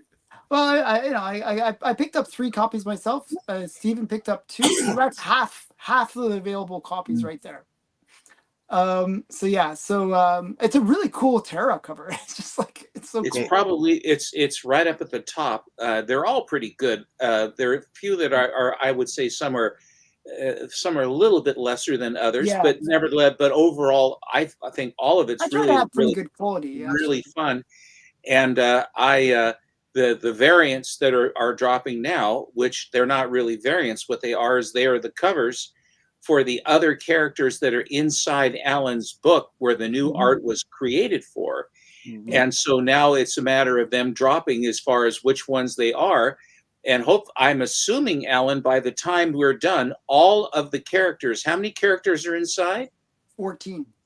So there will be at least 14 covers that are coming, Yeah. and more likely, rather than 14, there will probably be closer to 20 or so, because on account of there's the naughty and there's the nice for some, and then there's the highlighted ones, and then they have and they other We stuff got some like special that. artists in for certain ones, and yeah. So I'm collecting Alan's Kickstarter. You are doing a good job of it.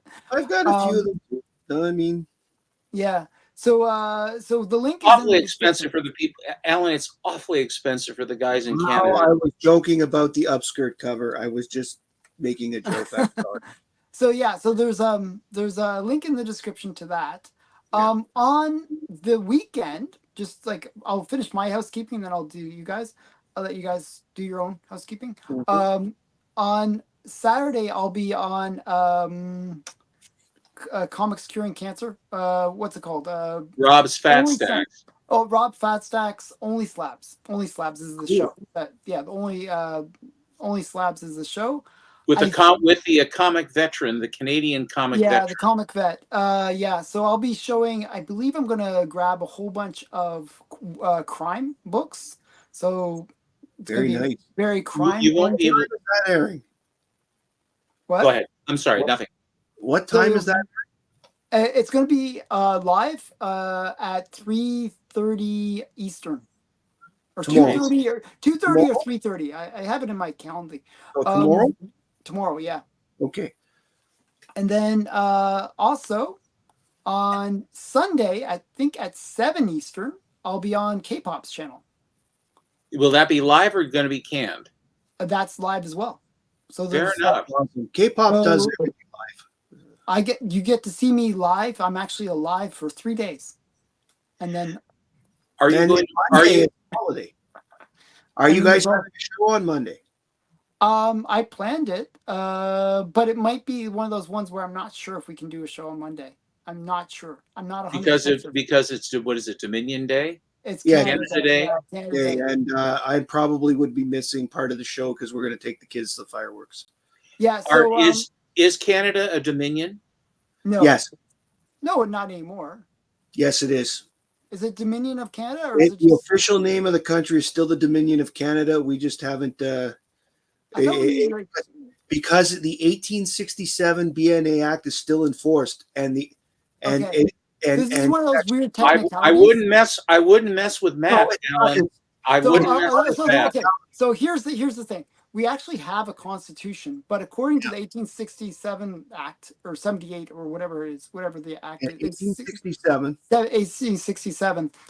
which is the foundation for the foundation of Canada Act. The original is now known as the Canada Act 1867. Yeah. What happened was, in order to ratify a constitution or thing, you have to have all 10 provinces agree. And when we actually created a constitution, which was actually under Pierre Trudeau, what year? That was 1982. Yeah. 82. God, it took you that long to get a constitution. Well, let me clear that up. All nine provinces agreed to it. One province didn't agree to it, which was Quebec. Mm-hmm. And therefore, based on that, our constitution is not constitutional. So you don't have a constitution. That's not what it is at all. Our constitution is the British North American Act of 1867, now known as the Canada Act. That's what I'm saying. That created the country. That sets up everything as we know it today. What happened in 1982 was that Canada until then, we had to go to England, and the Parliament in Britain had to make changes to our constitution on our behalf. What happened in 1982 was that we finally came up with our own way of changing the constitution that required us no longer to go to Britain. At the same time as that was done, we passed the Charter of Rights and Freedoms, which is that you guys Bill of Rights. Bill of Rights. Thank you. Okay. That what Alan is referring to that Quebec didn't sign off on was the amending formula. Mhm. Okay, like the what they called repatriation, bringing the Constitution home for Canada, not needing to go to Britain anymore. Okay, Mhm. because the reason we still went to Britain was in 1867, Canadians didn't trust themselves enough to leave the power in their own hands. They were afraid someone would come along and become a dictator and change things to whatever. So they wanted second thought by going back to Britain. That's what That's why we Dominion have a status. governor general nowadays. But That's what Dominion status meant. It meant that we were our own country, but we were still under the British monarch, and at the time we were still subject to British law. Dominion status is now just a technicality. It's what we're called as a country, but we are a federation just like everybody else. We are a constitutional monarchy now, is what it's called. yeah, that's right. Okay. Are you a constitutional monarch? Yes, because Who's your monarch? King Charles III. King Charles. So you still are. You're still on the hook to England. In 1982, We're part of the Commonwealth. What they changed in 1982 as part of the Canada Act that brought things back here, and we were done, was created a distinct crown for Canada separate from the United Kingdom. So when he steps into Canadian soil, he's not the King of England. He is the King of Canada. Jeez Louise. And is really and is referred to as such.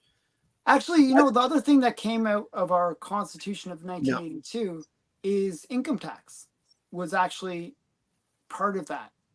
Yes, and that's part of the thing that was so that's why if you are truly going by the 1867 Act or the North American Act or whatever it's called, then we actually shouldn't have to pay income tax.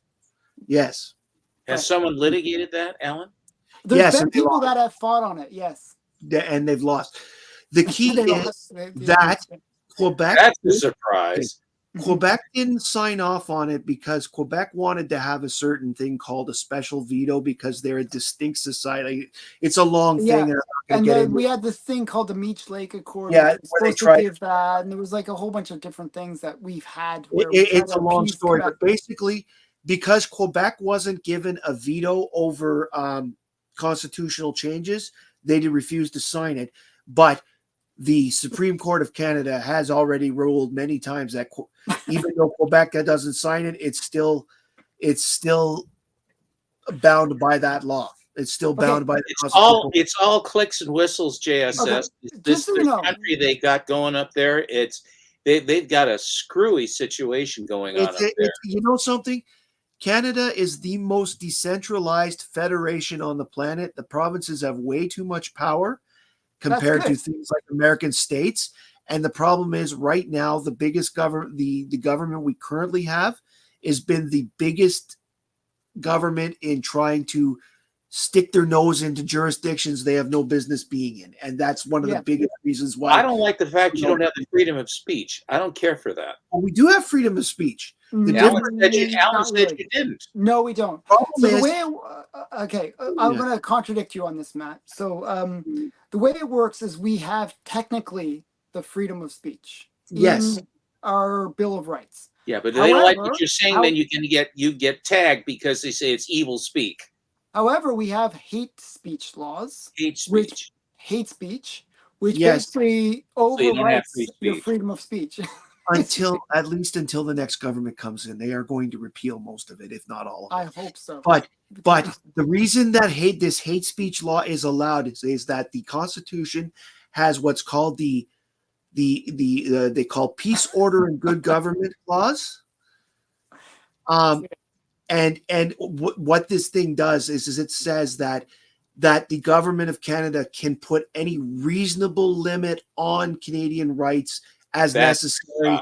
That means you've got no rights at all. That's the way I was. You have the right. If you have the right to dissent, you can dissent. If you can't dissent, you can't. You don't have free speech. Period. Until the current Supreme Court, most Supreme Court decisions were erring on the side of American rights. That we were getting more rights, not less. How about the trucker convoy? How about many times until the current Supreme Court? I'm talking about Trudeau. Trudeau's like Trudeau has. We love Trudeau. He's our big brother, but you know, he got to he is a put dictator. 5 judges on the Supreme Court of Canada, and they're all his political leanings. Therefore, Are they there for life? 75. Yeah. Still, they're Basically. 75. Yes. Basically for Okay. life. Yeah. Okay. You know, who was it? There was an American that said, I believe it might have been Jefferson. He said, I couldn't disagree with you more on what you are saying, but I will defend to the death your right to say it. And I believe and that is They the also, freedom of they speech. attributed that to Voltaire as well. But yeah. But at the same time, was Voltaire a Canadian? He was a Frenchie. Okay. I will look. I was worried there it's a very cool. It's a very cool sensation at the neck. I will say this, and this will be the end. The Canadian system, basically, we believe in more rights than less. The problem is we get into arguments sometimes. We get into arguments sometime on who's on. I'm with you, Big. Yeah, that's all. It's all a game of, well, he said, she said, really. Okay. Trudeau. And the most important thing for all the people watching, Monday is Canada Day, so I hope that everyone watching will celebrate Canada Day. It'll be a great day. And if we do a show on Monday, let's bring Canadian comics into it. So you bring in our Superior, bring in the Canadian Whites, bring in exciting comics right there with a nice Canadian. You can also bring in Superman because he's half Canadian. He's basically Canadian. Yes. He was in the United States when he made them. Oh, jeez. Silly Americans. We have it. Silly American. And he never got American citizenship, so he was a Canadian right. That's why he didn't get a dime on Superman, isn't that it? Canadian artists, yeah. So we got a few. So like Hamilton.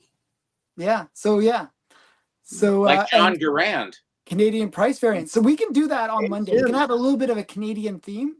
I have Don't show any of that Americana stuff. We want Canadian stuff, the good stuff. Hey, you people out there making fun of Degrassi, I've got autographs from 4 people from Degrassi on my wall. I have met Pat Mastroianni, Joey Jeremiah 6 times in my life. Oh, Joey Jeremiah. Oh, my goodness. Yes. That's like such a... Does he run a hamburger stand? No. What's his job? Joey Jeremiah, he would always wear like the little... the fedora, yeah. Fedora, yeah. Well, when was he around? This is like a TV series called Degrassi Junior High. Degrassi Junior High. And they would have the most outrageous stories. And Canadian television. You can watch it on Amazon. It's available on Amazon Prime. It's Canadian television. It's not really real. It's metric. All right, gentlemen, I sure appreciate this. Kevin Smith. That's when I got it, Lau. Kevin Smith is a huge Degrassi fan. I still don't like it. Oh, and Red Green. Red Green's a really good show. Red Green is great. Yeah. Don't forget Red Green. We can't make up his mind. Is he red or green? Zach Cornergas is it's like Seinfeld. It's either a good episode or a bad one. I'm not a big fan of Cornergas. Sorry, man. But yeah, these are all Canadian shows that torture people, basically. Steven's feeling outnumbered right now. Okay. So, Steven, are you coming back? Or yes, my bride just came through the door. So I wanted to say hi. So quickly, I'll let you guys sort of say, okay, Steven, anything coming up or anything that you're working on? Hey, Sue. Hi, everybody. Should I have Sue come in or? No, she's got her hands full. Okay. And Matt, do you have anything coming up? Well, I got to 104 so far in the subscribers list. We're trying to get to that 222, but I've had 4 people admit to me that they have joined your Kickstarter. So, that's nice. So we've got to start there. I've still got everything. As everybody knows, if I get to 222, we've got a giveaway. You'll get there. Alan's donated a shirt and a photograph. And the photograph, I think that's a good thing. It's going to be a photograph that's a print. I'm going to print out on my printer a photograph and I'm going to sign it. That's what. Even though technically the T-shirt has a photograph of Alan. That's true. I could sign this T-shirt if they want this T-shirt signed. A signed T-shirt. Now that's a one-of-a-kind thing because nobody else will want that one-of-a-kind thing. So. And as I said, check me out at Matt Likes Comics. And I have set up, I'm going to do my first live show on the 17th of July. I've asked Alan to be on it. Sure. I'm not sure who else is going to be there yet. Stephen will talk. And it's going to be about all these, the topic's going to be about all these summer big events that comics have. Are they getting a little too much? Because I understand there was a Spider-Man event not too long ago that required people to buy 60 books in order to have the entire story across 11 titles. And I think that was. I remember that during the 90s. That sounds like a Canadian government story. Yeah, and a DC really does. DC's got one coming called Absolute Power, where it's going to be 44 books across the thing. And again, you're not going to get a dime out of me. Oh, it's just ridiculous, and I want to discuss. I want to have a discussion about that, and we're going to do it live. So yeah, we'll do that. Well, Matt, I just wanted to say I wanted to thank you very much for nominating me for sidekick, I guess, non-creator participant in channels. I had no idea. I was the one that screwed up your name. They told me. Sorry. That's all right. Listen, if I. In my life, if I had a nickel for every time they got my name the wrong way, one of the first things I did when I married Susan was I said, Susan, I want to apologize to you right now. She said, why? What's wrong? I said, because your last name is Gentner, and you're going to have your name ruined from left to right, sideways and up and down. And I've watched this one time, Susan got a phone call. And it was some person calling. They're looking at, is this Susan Gentry? She said, not Gentry, it's Gentner. Read the card. What does the card say? Just the name is Gentner. And she went off on this telemarketer or whatever it was. And when she finished, she said, bam! That was the end of I don't care what you're selling. You sell me diamonds, I don't give a crap. But I do very much appreciate. I honestly did not know that was a thing. And I appreciate you guys having nominated me as well. I didn't know what to say when you guys. Of course I'm going to vote. Susan told me right away. She said I nominated Matt. I nominated. Best new station. I'm I'm all about nominating all my friends. So I nominate all the people I know. I'm just happy to have. Honestly, I'm just happy to try and share the knowledge and learn. I'm trying to share what I've learned on YouTube. So. Mm-hmm. So yeah, Alan, so I'm on the list now. By the way, that's the other update. Well, I called Susan. Checked this morning for you. She said, I'm going to check and see if Alan's on. She says, Steven. I go, what? Alan's on the list. And I said, okay. And then I sent you an email. I sent you a direct message. Are we also on the list for our Monday show as well? I believe so, yes. Yes. Cool. Mondays and Fridays. Is it Monday or just Mondays? I nominated your Monday show. Well, I nominated the show of the two of you. You guys are YouTube's Johnny and Ed. You play off each other so well. I have before I even joined you guys online or even knew you guys, I found you guys so amusing. Like I look forward to watching you guys. Well, looks aren't everything. Yes. And I went back to, as I said, like, see, this is all because one day I watched Mike. And Mike, that episode I watched Mike on Lunch Money Comics. He mentioned Alan. So I checked Alan out. Oh, yeah. He helped that. I got like 50 subs from him, by the way, when he mentioned me. Yeah, and that just happened. Like, that's just how it happened. And Alan, I started watching, you started showing up in my feed more often. So I started watching some of your older ones. Mm-hmm. And then, as I said, I contacted you when I found out you had moved here. That's so just so Alan was much better looking when he was younger. Hey, Matt, if you and Alan can put the squeeze on Mike's on Lunch Money, I think that a plug for your Kickstarter to his Legion. I asked him. I actually reached out to him on. I would say I said Matt to Matt Lunch Money, Mike. I said, Mike, I'd love to send you a complimentary T-shirt for Mhm. Comic Collector Geek because I think that you're a great comic collector. And if it would be at all possible, would you let me send him a T-shirt and say, would it be at all possible for me to come and be on your show to talk about my Kickstarter? But send him something. Yeah, I'm like all for that. You know, I was kind of reaching out to some of the bigger channels that I know, He's the biggest and one I know. yeah, he's He's now, I think he's actually got the same number of I mean, Swaggle House I think is a little ahead of him still, but he's well over 25,000 subscribers now, Mike. He's yeah. When I started watching him, I kid you not, he had like 3,000. I know, yeah, me too. So his channel grew really, really fast. You Unlike were in the this channel. 1,000s when I started watching you. I was much bigger than his channel, way for a long time, and then Yeah. he just like blew past me like as if it was nothing. Yeah, I have to be more. I'm gonna start hunting for books. Mike also has a bigger, I would say, Mike has a bigger local audience. Like a lot of people in Massachusetts, that New England area, watch Mike. Well, not only that, because he's going to all their stores. He's going all around there. He's networking with all these people. Alan's up in Ottawa, wandering down to the park, wandering home, going down to the Hortons or Nortons or whatever the hell it is, getting little donut holes for his dog and his wife. I've introduced Alan to a lot of people in the local community. Yeah, actually, you have. Like, I'm glad I actually sort of know more of a comic community. I was kind of hoping, Alan, that you. I was kind of hoping, Alan, that you would get a government. Get the government to support your channel because I see Canadian broadcasting, Canadian movies. Yeah, no, they can't.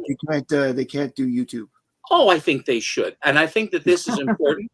When Polikarpov comes into office, I think that you should send him a box of candy and some Norton Horton donut holes, and get him to basically do the routine, right?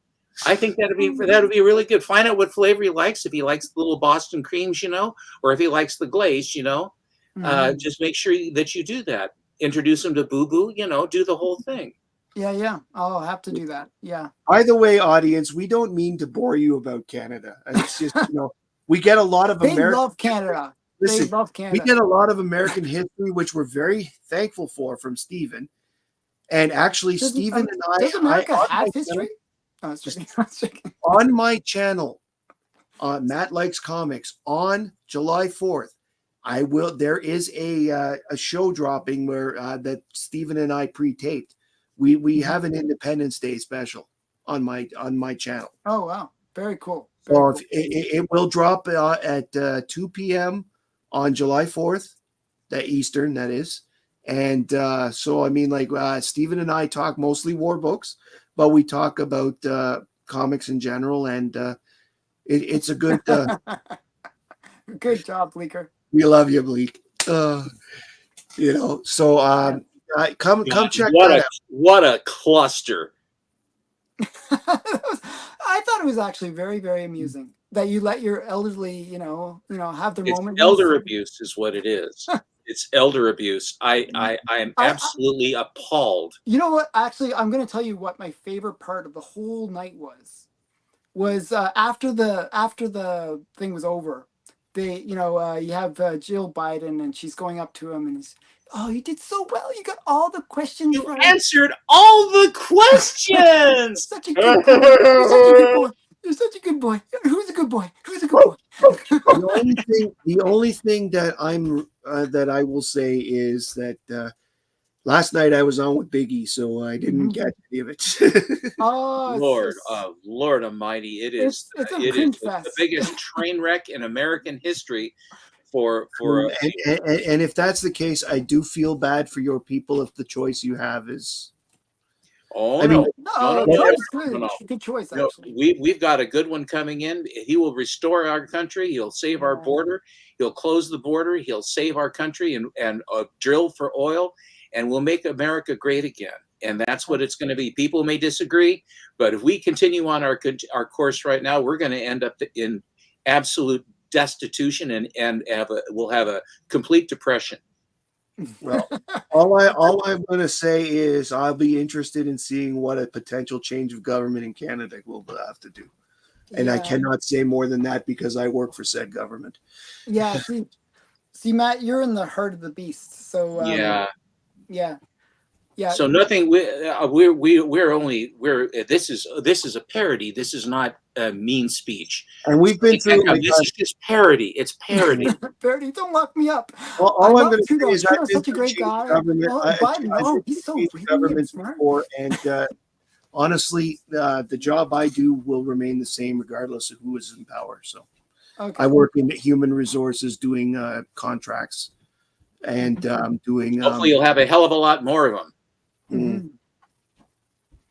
Okay, so on that note, we should really wrap it up. I was supposed to wrap it up like 30 minutes ago. Oh, I'm sorry, guys. It was that Bleecker. It was that Bleecker when his Sleepy Joe comment. See, that's what you get when you live in St. Catherine. The air there, it's near the falls. That ionic air gets into it, and it screws up the brain. Makes your hair long, and you wear a mustache. Actually, I would think it's more the Hamilton skyline. If you've been near Hamilton, because if you go near Hamilton, which is near St. Catharines, that's where the steel industry in Canada is. So you got all that heavy metal and stuff, breathing all the heavy metal. Exactly. Yeah, okay, well that answers that. That answers that. That's where all that. He doesn't even have to put on the crow makeup. It comes naturally walking outside. Yeah. See, exactly. Yes. They'll get you. Oh, hey, Beckerman. Hey, Beckerman. We're just leaving because of you. No, it's joking. We're just about to wrap up. We're just about to wrap up like 20 minutes ago. But thank you very much, though, for the nomination, Matt. I'm very honored. Yeah, we do. Thank you very, very much for that. Yeah, and thanks for the nomination. I nominated you twice, and I nominated Al in 8 categories, and I nominated Bleak in 2, and I did Biggie in 1, and I did K-pop in 1, and the rest I did Mike in a couple. I did ones that I watch that I know. Yeah, so I think when the actual nominations come up, like where we actually can vote, I don't expect to do multiple shows. We'll have to really promote it. I don't expect to be in the final 5, and to be honest, the fact that even people were nice enough to think of me now is good enough for me. I'm very happy.